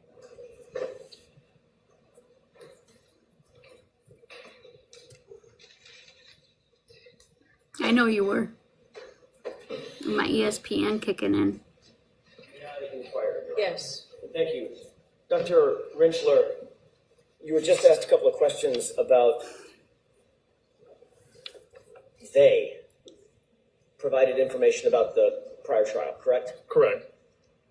Thank you. They is no one associated with the defense, correct? That's correct. No one associated with you, and they provided information. And again, it let me know what was going on, but it didn't affect my preparation or my opinions. It in no way changed any of my opinions or what I testified to. Thank you for that. To get through this, I'm gonna let you just Thank you. answer the question. Sorry, And- Ron. And with regard to, and I appreciate that, The fuck? Mr. Brennan asked you a couple of questions about they being your employer. Do you remember those questions at the beginning of this cross-examination? I do, yes. Who is your employer, actually? The actual employer that you work for? ARCA. Okay, wasn't them. No, It's a client, correct? it was a client. A That's completely correct. separate entity that hired you for that work, correct? That's FBI. correct, yes. Thank you. FBI. You were asked about a fender vault collision, and you said, well, this wasn't a fender vault, right? Correct. What is a fender vault? A fender vault is when you're hit by the front of a car and you're moving across the car. So you're moving across the center towards the driver's side of the car, and the car hits you. You go up over the car and you fly over the fender to the driver's side of the car. So you vault over top of the fender. Dr. Richler, where is my, as I stand here, where is my center of mass? Right about your belly button. Right there. Yes. So what would happen if I was hit by a vehicle, Thank you, front John. collision, and Have a the good day. vehicle struck me below my center of mass? It's going to flip you.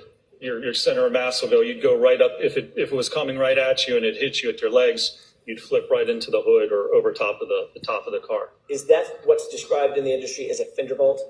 That is part of a fender vault, yes, but it's at an angle. So instead of going direct back, it's because if the person's walking across and you get hit, you fly kind of back and over the top of the fender. Did that set of circumstances, physics, have anything to do with your analysis in this case?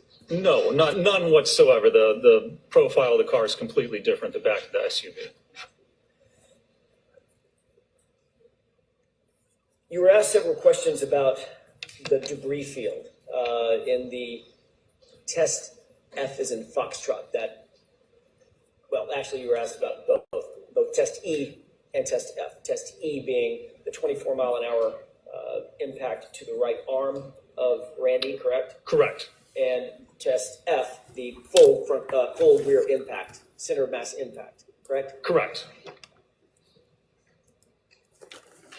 You were shown several photographs, exhibits of very tiny, tiny shards.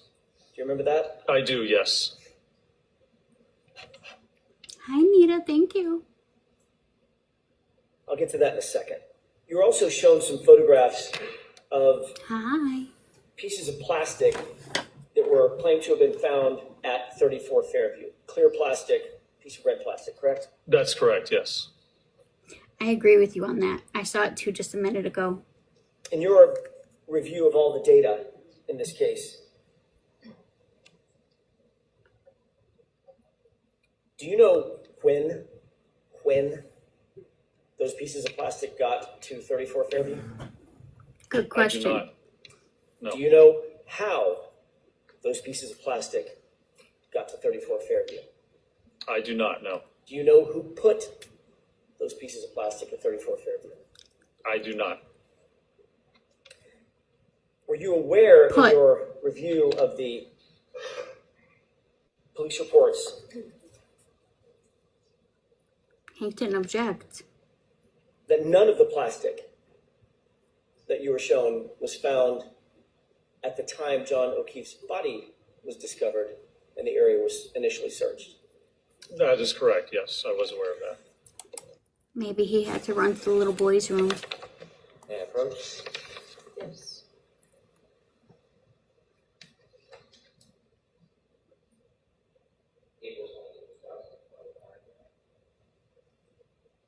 I just accidentally clicked this back. 1 second. Sorry. E being the 24-mile-an-hour impact to the right arm of Randy, correct? Correct. And test F, the full rear impact, center of mass impact, correct? Correct. you were shown several photographs, exhibits of very tiny, tiny shards. Do you remember that? I do, yes. Why are you zooming in on that? Give her some grace. Don't show her digging in her eye. I'll get to that in a second.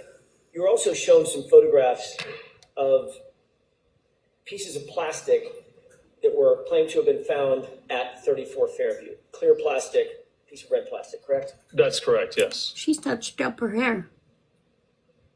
His highlights are looking more blonde. In your review of all the data in this case, Mm-hmm. Do you, Ivy Rose? do you know when those pieces of plastic got to 34 Fairview? I do not. No. Do you know how those pieces of plastic got to 34 Fairview? I do not know. Do you know who put those pieces of plastic at 34 Fairview? I do not. Were you aware in your review of the police reports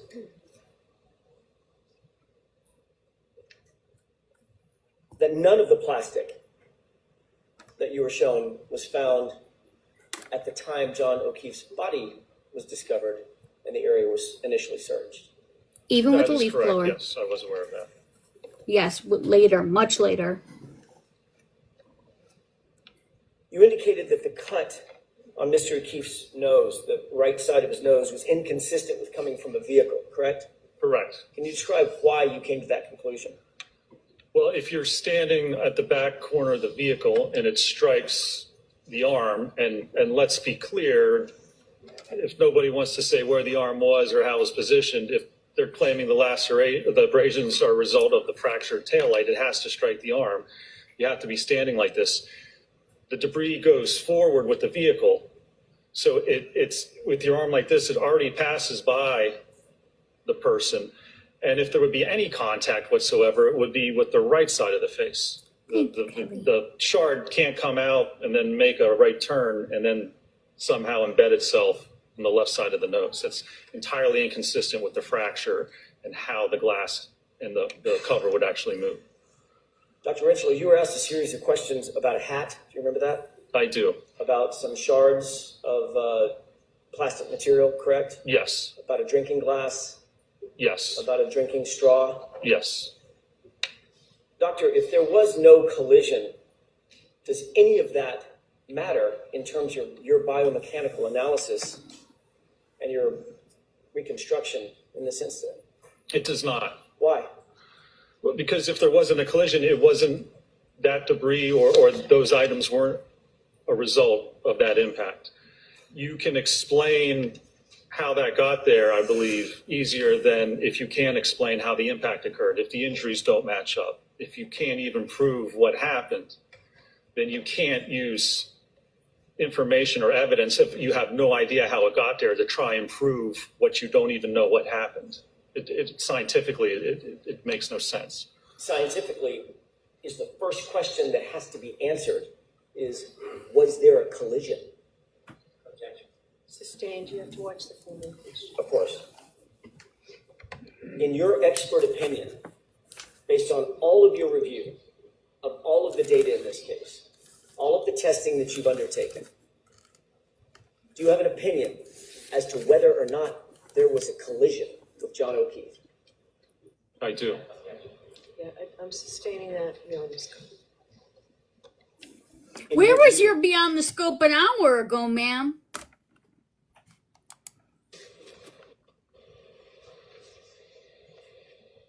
Was there evidence of a collision with John O'Keefe? Sustained.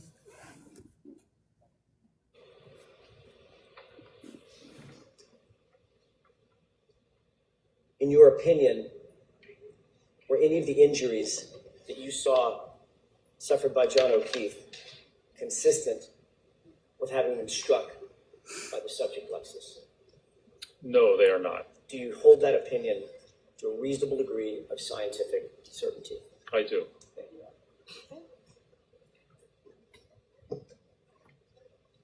Please don't let him ask any more questions. Please. Have pity on us all. Please. Doctor, you just said that you do not believe that there was a fender vault collision. Could it have been a clip? It's Hank now. Could it have clipped Mr. O'Keefe? Yes. Not hit him, but clipped him. Well, I don't believe that's consistent with the evidence and what occurred. I mean, someone can get clipped by a car, sure, but in this case, no, I don't believe the evidence indicates that's what occurred. The glass. When you learned of the information of the glass in Mr. O'Keefe's nose, when do you think it was that that glass was pulled from his nose? What date? I think it was the morning when his body was discovered. January 29, 2022? Yes, sir. Somewhere around. For the love of God, please object and say scope. Turnabout is totally fair play. 6:15 a.m. Is that your understanding? Sometime when his body was discovered, that's correct. Do you know or understand that, did you see any evidence that Mr. O'Keefe had a drinking glass outside of 34 Fairview Road that morning after he got out of the defendant's Lexus? Do you understand that? What do you mean evidence? Drinking glass. Did you hear anything about that in your review about? What evidence would there be? Is there a video or a photograph, you mean, of him holding a drinking glass? Because otherwise there's a drinking glass there, but there's no evidence that he had it. Okay. Judge, can I come sidebar? Okay. Hank just initiated another sidebar. She says okay when they come, but she argues with AJ when he wants a sidebar. Hank, you bit off more than you could chew, little guy. More than you could chew. Way more than you could chew. I cannot believe that this is actually real. That this isn't a movie. I cannot make this shit up, you guys. Yes, he is. I think Hank has lost more than this case. I would garner to believe he's lost his career. Who the hell's gonna hire him after this? I agree with you. He is the best witness so far. 100%.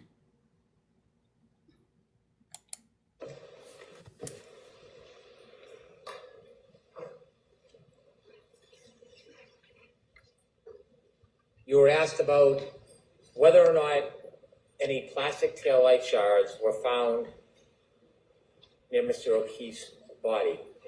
Do you know the limits of the search that the Canton Police Department did around Mr. O'Keefe's body? How small of an area they searched when they first went there? I do not know, sir. Did you ever see a video of somebody with a leaf blower blowing snow off the ground? I did see that, yes. And did you see the confined area in which that happened?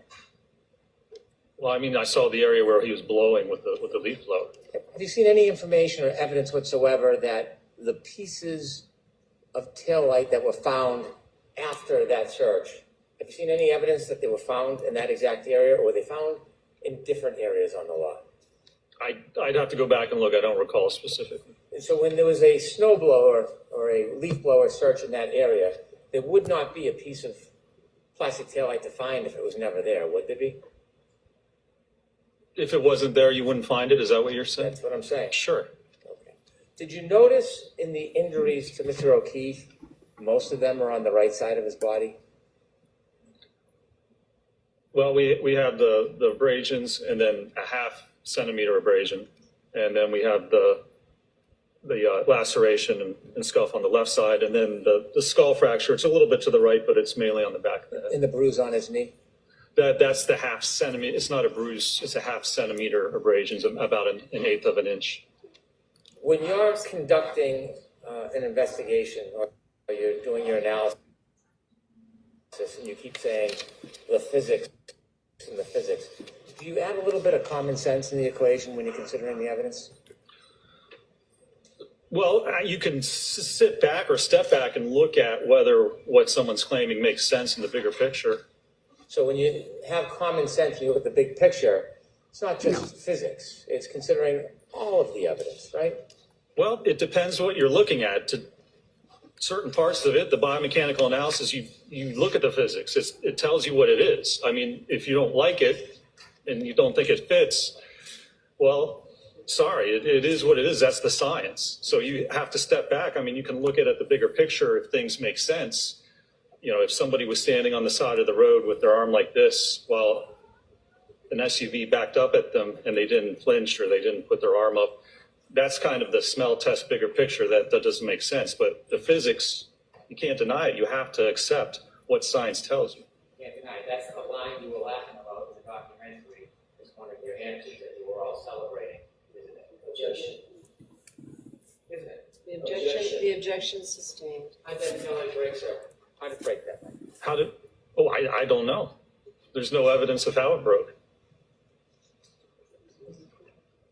Thank you. Further questions? All right, you're all set, Dr. Lynch. Thank you, Your Honor.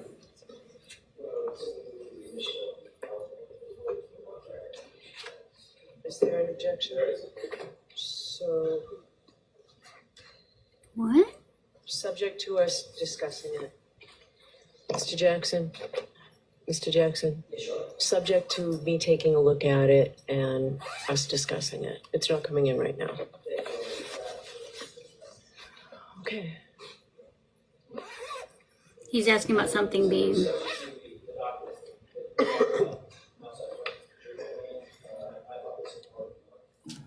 They've been marked for identity.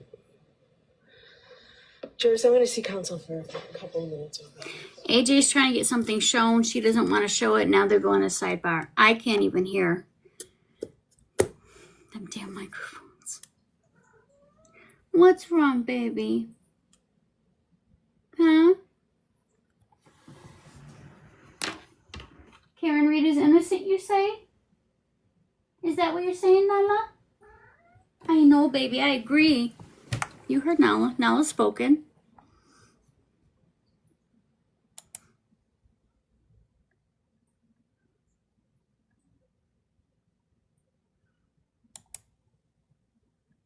Why do I feel like they're going to end the day like this? She'd be a liar again another time where it wouldn't have been a full day.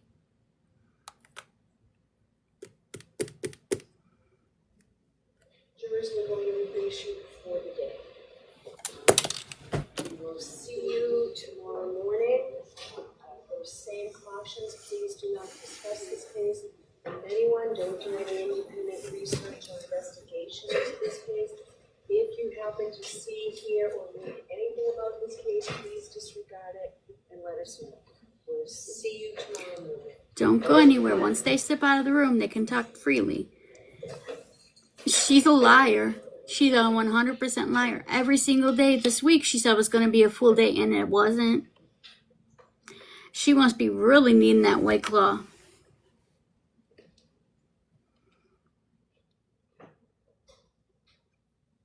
Thirsty Bev.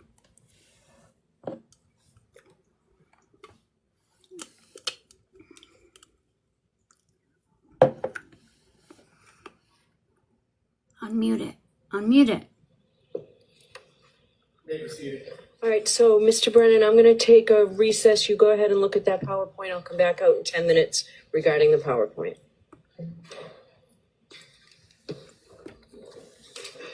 All rise for the court, please.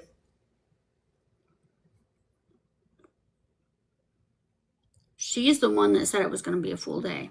So.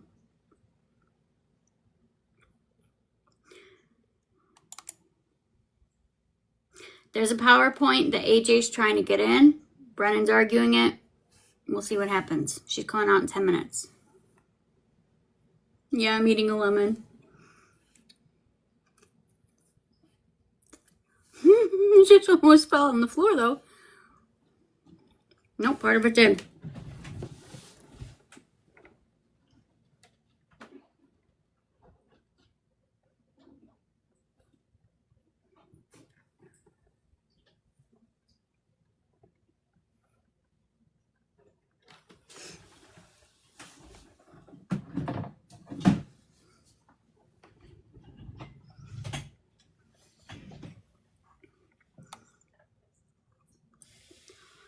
It's totally you.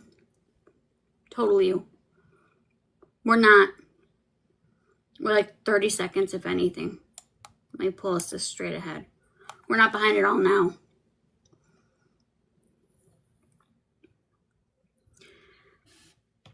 since I was little, I always ate lemons just like I would for an apple.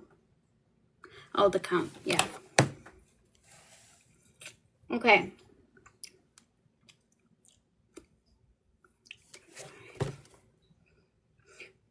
For the Commonwealth, they objected 28 times. All 28 were sustained. For the defense, they objected 37 times. 12 were sustained.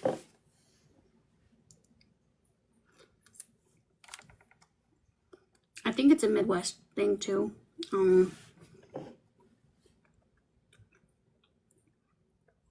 I do too. They're young.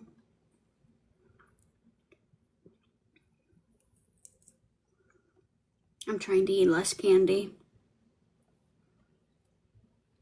Yeah. No, this is just today's. I just dropped another piece. Did you? The jury's gone for the day, but they're trying to get a PowerPoint brought in. So Bab said, do it in 10 minutes. I'll be in my room. I'll come out, then you show me. We're waiting for the show me part.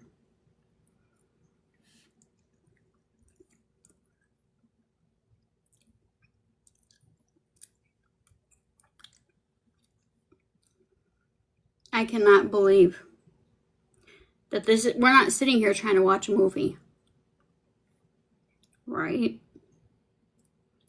Thirsty Bev.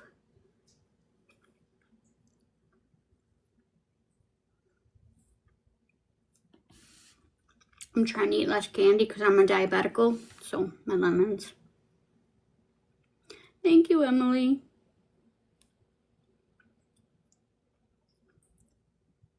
At this point, everything is in a tailspin. I don't even know.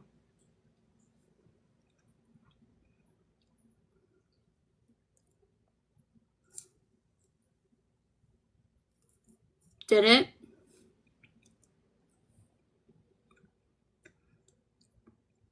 I have to go for my A1C again.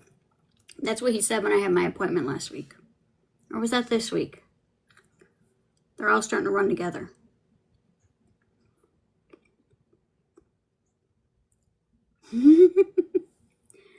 I've got a whole thing of cashews over here. But, yeah. Oh my God, Britt, where have you been? Everything crazy happened today. Everything. Don't worry, I'm going to post it on my YouTube after we're done.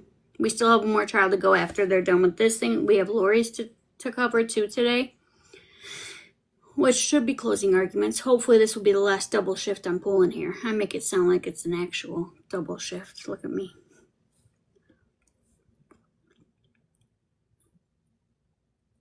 How the hell did Hank get away with all that today? You gotta wonder if they're before court, if they had a meeting, like, you know we're getting in trouble, right? And they're like, yeah, so just do whatever you want. Okay. I'll give you a brief run. The Commonwealth objected 28 times, and all 28 were sustained. The defense objected 37 times, only 12 of those were sustained.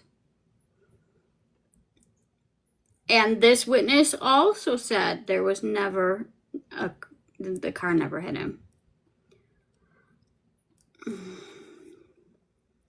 Keep that in mind. Third witness to say it too.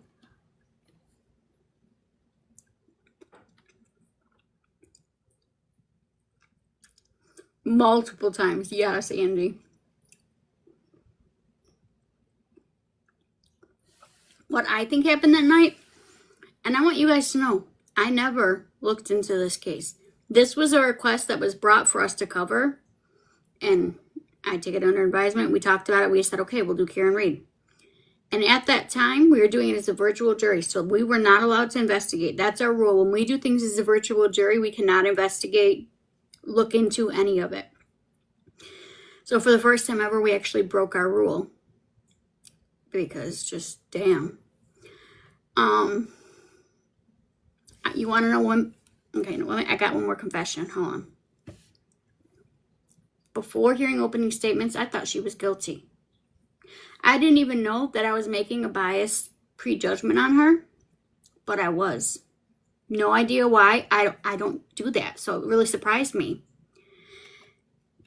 My mind changed after opening statements.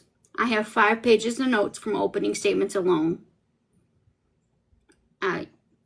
My mind was changed with opening statements, and it's just gotten stronger and stronger. Every witness for both sides. So nobody that Hank has called has helped at all.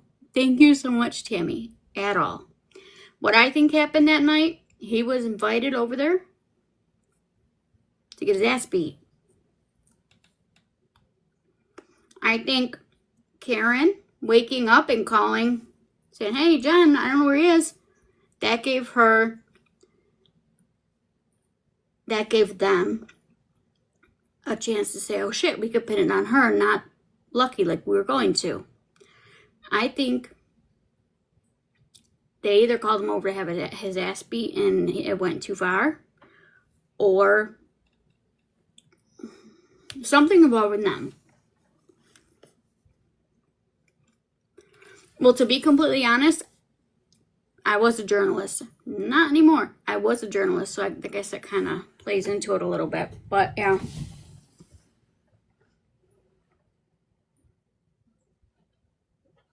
Oh, I'm picking up my lemon piece.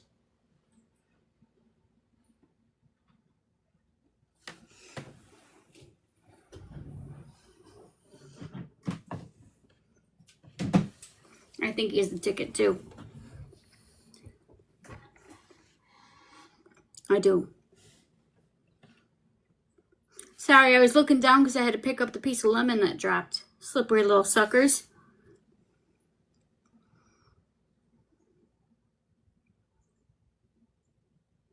What? I missed something, Sam. I have no idea what I missed. All I did was bend down to pick up my fallen lemon. Like I said, slippery little suckers.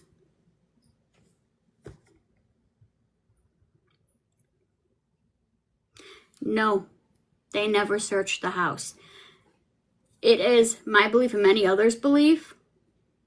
You sent it to me? Did you send it on the WhatsApp?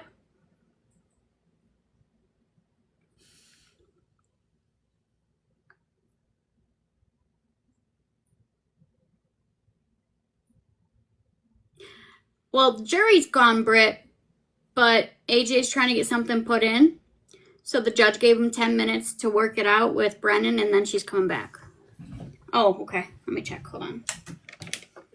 I really need to start getting a new camera stand for this. I am so sick of having to watch the way I push out my chair. Hold on, I'll put it up.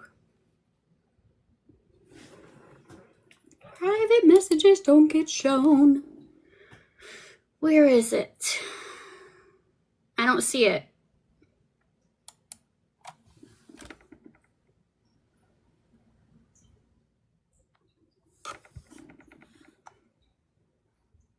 Oh, was it the one at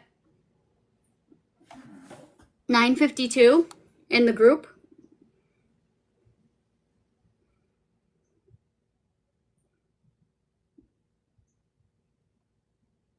Okay. Let's see what this is.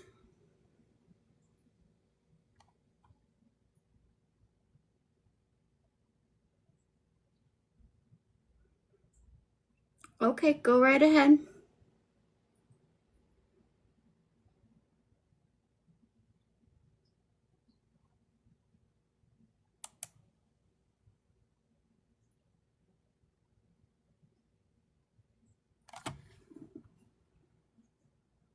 I hope that it's not about the insurance. I hope they're there for the people that aren't doing their damn jobs.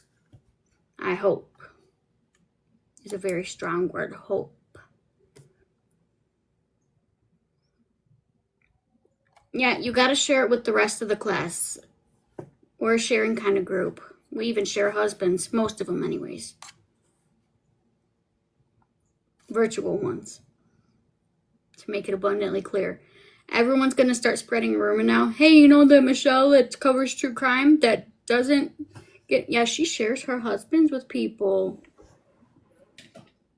What, you mean she has more than one? Oh yeah, she's got a whole handful.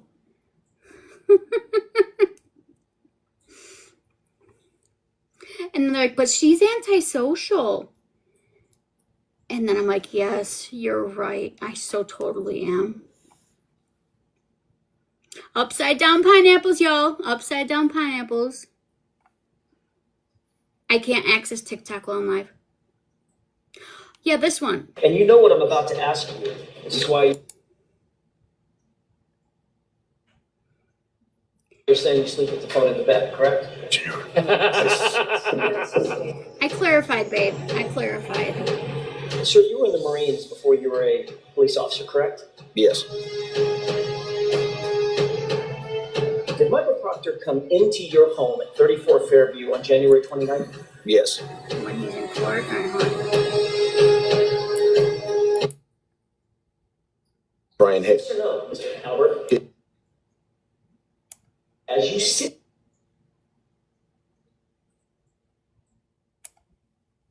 let's shift gears.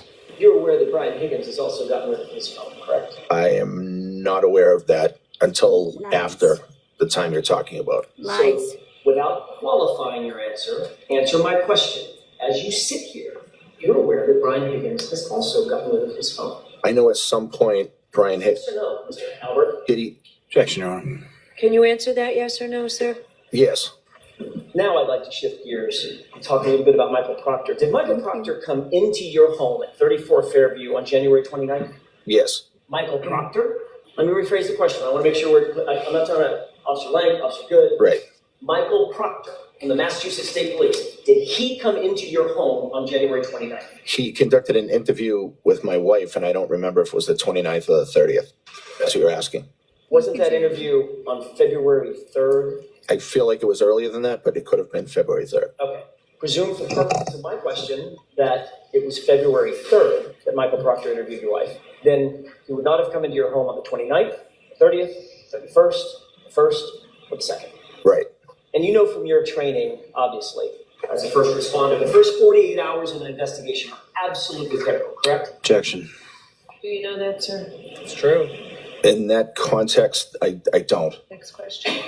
I mean, Really? You're aware there's a TV show called The First 48. Objection, Your Honor. Assistant.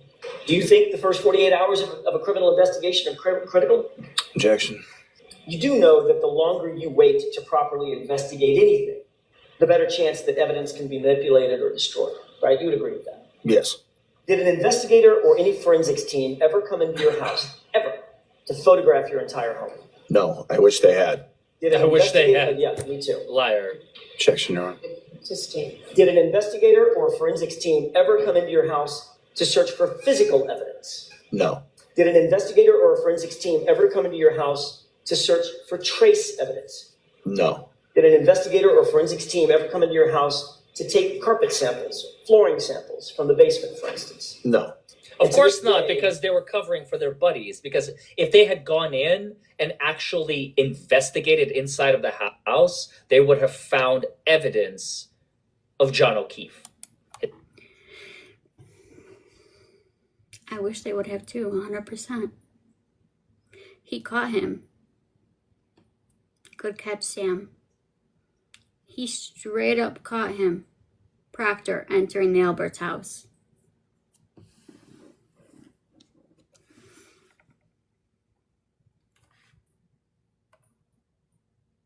Alright, let me just check the courtroom, make sure they're not back yet. Staring at the fan. Let me see if it'll allow me to pull up my TikTok on my computer. Sometimes it does, sometimes it doesn't.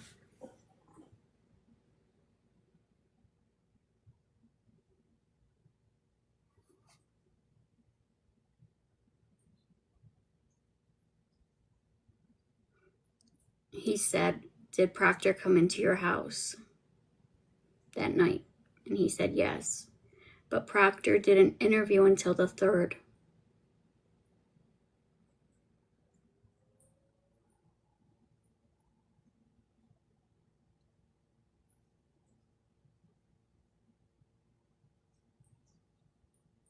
Does he? I'm just trying to be careful what I pray because would I play? Because I'm already on a restriction.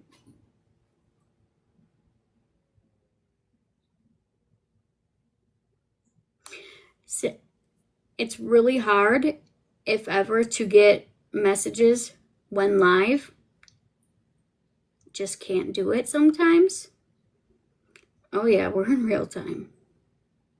And I hate every minute of it. I'm just waiting to see if TikTok will let me open up. I have no idea. It's exhausting, Angie.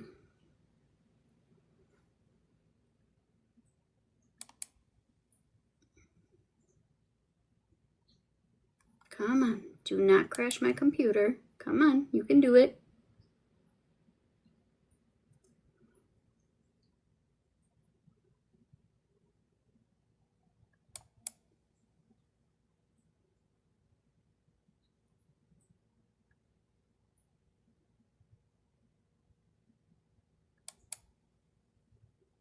It started loading for a second.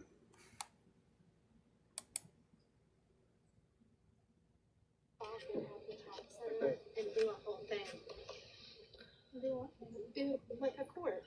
Oh, okay. Victoria's face bro. Will you marry me? I will.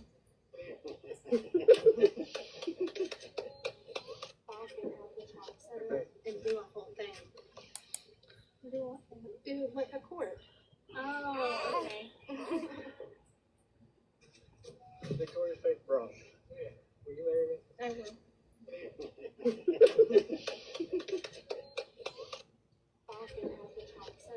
And do a whole thing. If this disconnects me, I'm going to be so pissed. Do like a chord. Yes, the jury has left. She's taken 10 minutes. Oh, okay. Victoria's face bro. Will you marry me? I will.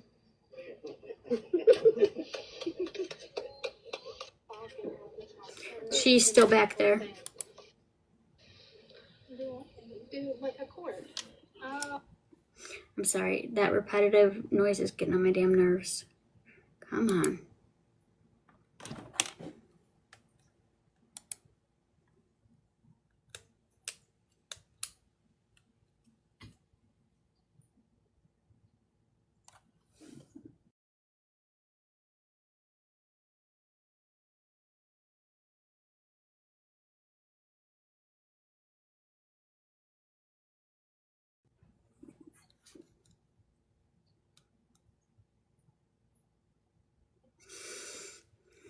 I heard that there was a meeting last night too, and it was asked that people stop bringing up the former chief because he's no longer with us, and he wishes people would stop trying to soil his memory.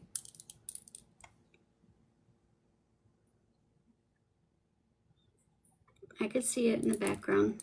I'm still looking at the fan. Thanks though.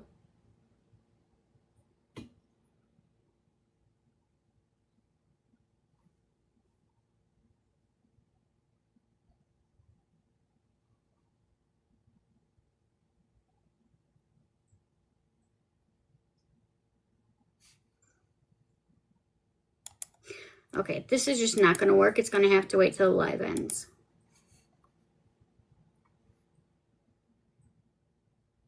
See? Ceiling fan.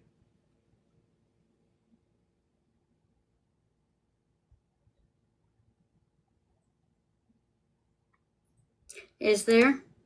I wonder when Proctor's interview is going to come out.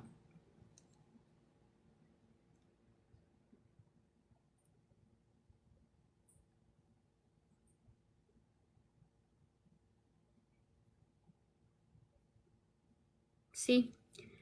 Nice job trying to troll, but I had it in the background, so.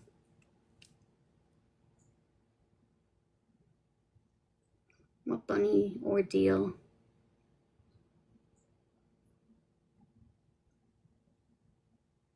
That'd be epic to see. All right, here we go.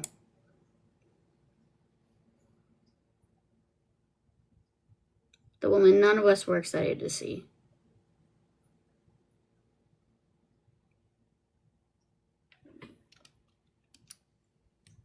Turn the microphone back on. Mr. Jackson? Exactly the substance Don't say what out loud or type it. Which was not objected to, right?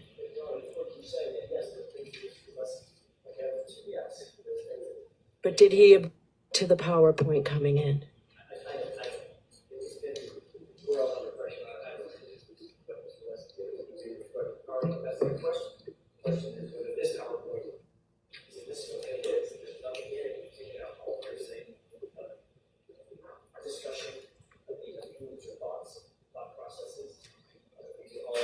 Tests that were being done exactly as documents, PowerPoint was done. This PowerPoint should be evidence. Is there anything in this PowerPoint by way of videos that is not already in through Dr. Wolf? Excuse me. I believe the video of the drop test, Dr. Welch's PowerPoint, there are, most of the videos are included, I'm wrong.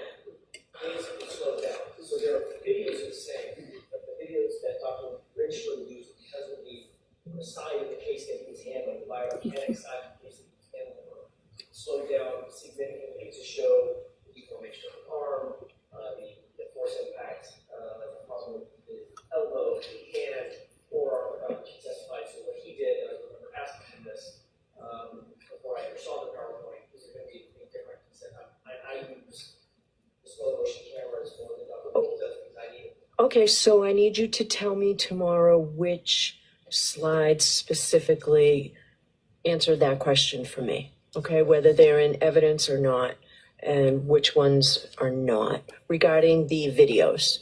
Suggesting that it's not going to let the entire PowerPoint out. Maybe. I'm going to take a look at it. There's an objection before me now, I know that. so I have to rule on the objection. So I will take a look at this, okay? So if you let me know, and if you want to let me know tonight, I can let you know first thing tomorrow. All right. Have you heard briefly? Yes. Very briefly. Yes. I am objecting, it's not admissible, it's hearsay, it's a strategic decision. The past introductions have been strategic. The defense did not object to Dr. Welchers. I did not object to Dr. Waltz, but that was a strategic decision. I'm objecting. Okay. The defense objected to Shannon Burgess. Only a select amount of documents were allowed. I wanted the whole thing in. I was precluded promptly for this because it was hearsay. They objected. I'm objecting. Okay. There's no hearsay. They objected to certain slides. We took out the slides. They had an objection to the PowerPoint. They should have posed that objection before it was displayed to the jury. Well, They're not seeing the entire PowerPoint. I think it's tactical. It's not strategic. It's tactical. They still like it because it hurts their case. If they didn't want to put certain things before the jury, which is exactly what admitting into evidence does, brings it before the jury so that they can see it, they should have objected in a timely manner. When they objected, they chose certain slides, certain data on certain slides, and we took all of that out at their request and at the court's instruction. We did that with the court's instruction, with the Commonwealth's instruction, and there was no objection to playing before the jury. Given the fact that it's been displayed in, not in part, in whole, as it now for the jury, for the court, for Department K for identification, it should be admitted. okay. Just like Shannon Burgess. It's no different. All right. PowerPoint is in evidence.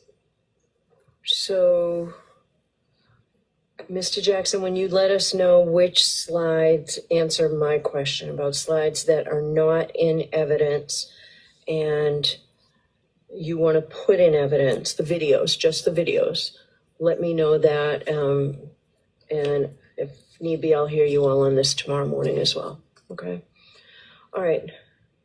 Is that it for today? Will we see everybody just tomorrow morning? What else do? Mr. Lessing needs to, I didn't need to interrupt. Go ahead.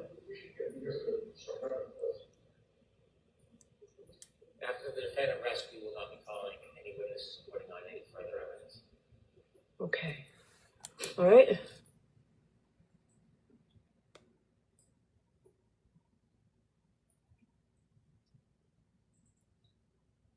Did you hear that? Thank you, Renee. Hank just said after the defense rests, we will not be calling any witnesses. He recanted. He recanted. I think he might have got a phone call and said, "You're looking like a damn fool. Don't make it worse." He's not calling any witnesses. So his rebuttal witnesses to the wayside. I don't know, guys. Your Honor, it's late in the day. We would like to review our motion to require finding of not guilty on disclosure of all evidence. It won't be a lengthy argument, but I'm happy to be heard on that in the morning if we're tomorrow morning. Okay, is that all we have left now? I have no idea what Mr. Alessi wants to talk about, but would it, I'd like to respond to that, Your Honor, and the answer is, given Mr. Brennan's answer with no more witnesses, my issue. okay, great, so, The only technical thing is we need to move in the 3 items of evidence, the documents associated with the sweatshirt. I think they've been marked for identification. no, they were marked as evidence, right? They're private markings too. Yeah, they're exhibits. But no, they're come into evidence, Your Honor. I mean, Are they, I thought they were marked as identification, not evidence, they're evidence, they're evidence. Bullshit, you know they were Sir, marked. I need to find that. It would be my intention that they get put into evidence. I'm not gonna display them and bring a jury in just to see those at this point. not asking for that. Okay. As long as they're in evidence, it has to be used in what's the argument that They're arguing over the back of the sweater, those holes, being in evidence. why So that's not an exhibit, Mr. Alessi, if that's how it marked. That's identification. I have a different parlance, I would use this word's parlance, yes. It's Y, Z, Z, D, A, B, B, B. Those are the- So that means that, all right, so that's for identification. Letters are identification, numbers are exhibits. Your Honor, I understand that. We all know what we're talking about, and Your Honor agreed that they're gonna be in evidence. Right, so, and I've ruled that they're in evidence. I just need to know for this record whether they're in evidence or not. What you tell me, you just told me they're in evidence. They're not. They're exhibits. They're identification. Now they will become exhibits. Can we do that now? Do we have them? He Where are did they? push back. Oh, Jim, they're in there? Okay. Mr. Alessi My pushed whole back. point in wanting to hear is that they're not in evidence, and I wanna make sure they get it. That's my point.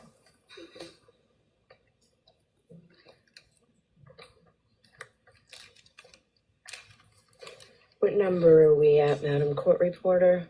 230? Okay, and we'll do ABC. I am so proud of Alessi. So is it Y, Z, A, and B? Do you see that? They're sitting there laughing. You see the shoulders shaking? Exactly. They're trying to make sure it is in as evidence. Counsel, I'm not sure I have those.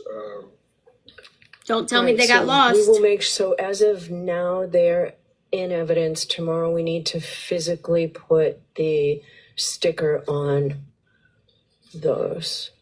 They like stickers too. Yes. 230A. 230A. 230A.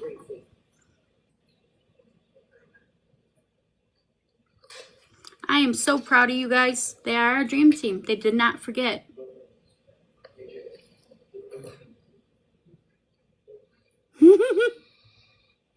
All right. Council, there are 4. They're putting them in now because they never put it in. Just so the records. My understanding from what I'm hearing is it was the back of the sweater. Triple Y, triple Z, quadruple A, and quadruple B. Okay. All I need to do is my records is figure out which one is which in terms of the whole marking. So as we do that, I'm good looking at your We will do that first thing tomorrow morning. All right. We will, so everyone Hi, is in Presley. agreement then. I will let you have tomorrow without the jury. We'll have our charge conference here in person. Then I'll give you the rest of the day to get your closing arguments ready. I'm imagining that you don't want to argue tomorrow morning at 9 o'clock. Is that fair? That's fair. Mr. Brenner, are you in agreement? I'm gonna give it my interest in our. Okay, all right, so we'll give you tomorrow. We'll have a charge conference tomorrow. I'm going to ask the court officers to call the jurors tonight. as soon as possible. This is great that you did it. I was going to give you until 7 o'clock tonight, but if you're certain, then the court officers will call the jurors now and let them know they don't have to come in tomorrow. And then when they come in Friday morning at 9 o'clock, we'll do arguments and charge. Tomorrow morning will be the charge conference. Since we don't have jurors, do you all want to come in at 10 o'clock instead of 9 o'clock? Does that work for the Commonwealth as well? Yes. Okay, so I'll see everybody tomorrow morning at 10 for the charge con. Do you have them now, Jim? I do, Judge, and just for the record, YYY, ZZZ, AAAA, and BBBB are 223A through D.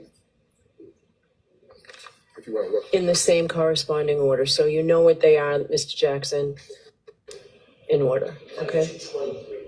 223. We usually start at 10 a.m. Central Time. Regarding the parameters of closing argument, last year we were relegated to 1 hour. I would ask.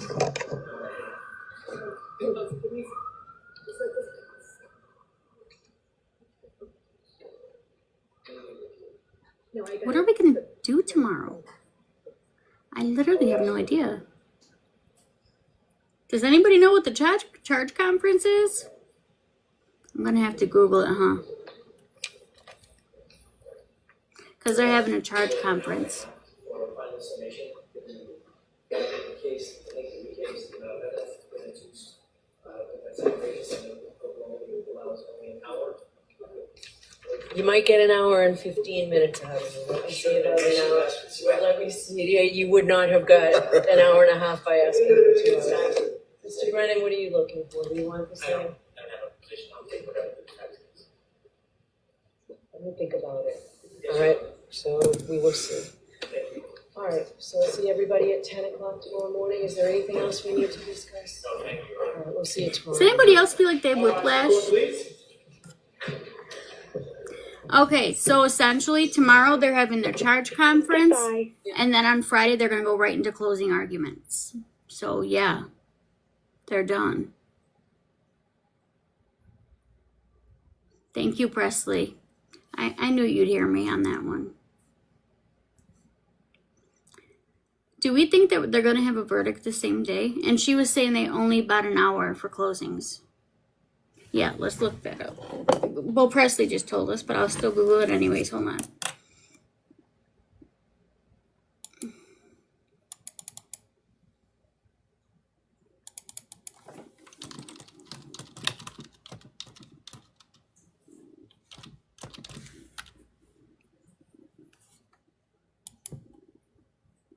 An hour to hour 15.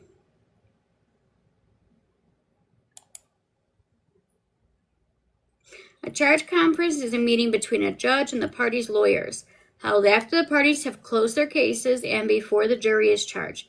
Its purpose is to determine the content of the instructions to the jury and note of objections the lawyers may have to the proposed instructions. Presley was right. That's what we have. Not that I didn't trust you. I was just trying to be due diligent, you know.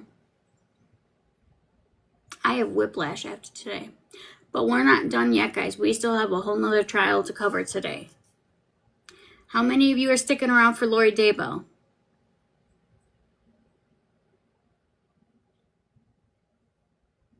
Keep in mind, for Lori, they may be doing closing arguments today, even though it just started. Oh, you missed Presley's statement? Oh, okay. You guys, this is her last time in the spotlight. She revels the spotlight. And after this, when that prison door closes, there's no more spotlight for her. Yeah, but I believe today's going to be closing arguments. But what we have to do is we have to refresh because I'm sitting on a restriction and I know my mods are getting nervous. So we have to reset, but I need about 10 minutes. I need to walk. My body is so stiff, it's not even funny. So I'll be back at 3:30. So in like 9 minutes. Forever. This is her last trial. This is her very last trial. There's no more performing for her. And that's what she lives on. Thank you guys so much for getting us to 235,000 likes. You guys were unaliving it from the beginning. Thank you so much. You guys, that means the world to me. Thank you for all being awesome. I'll see you guys in 8 minutes. See you in 8 if I don't see you tomorrow at 10.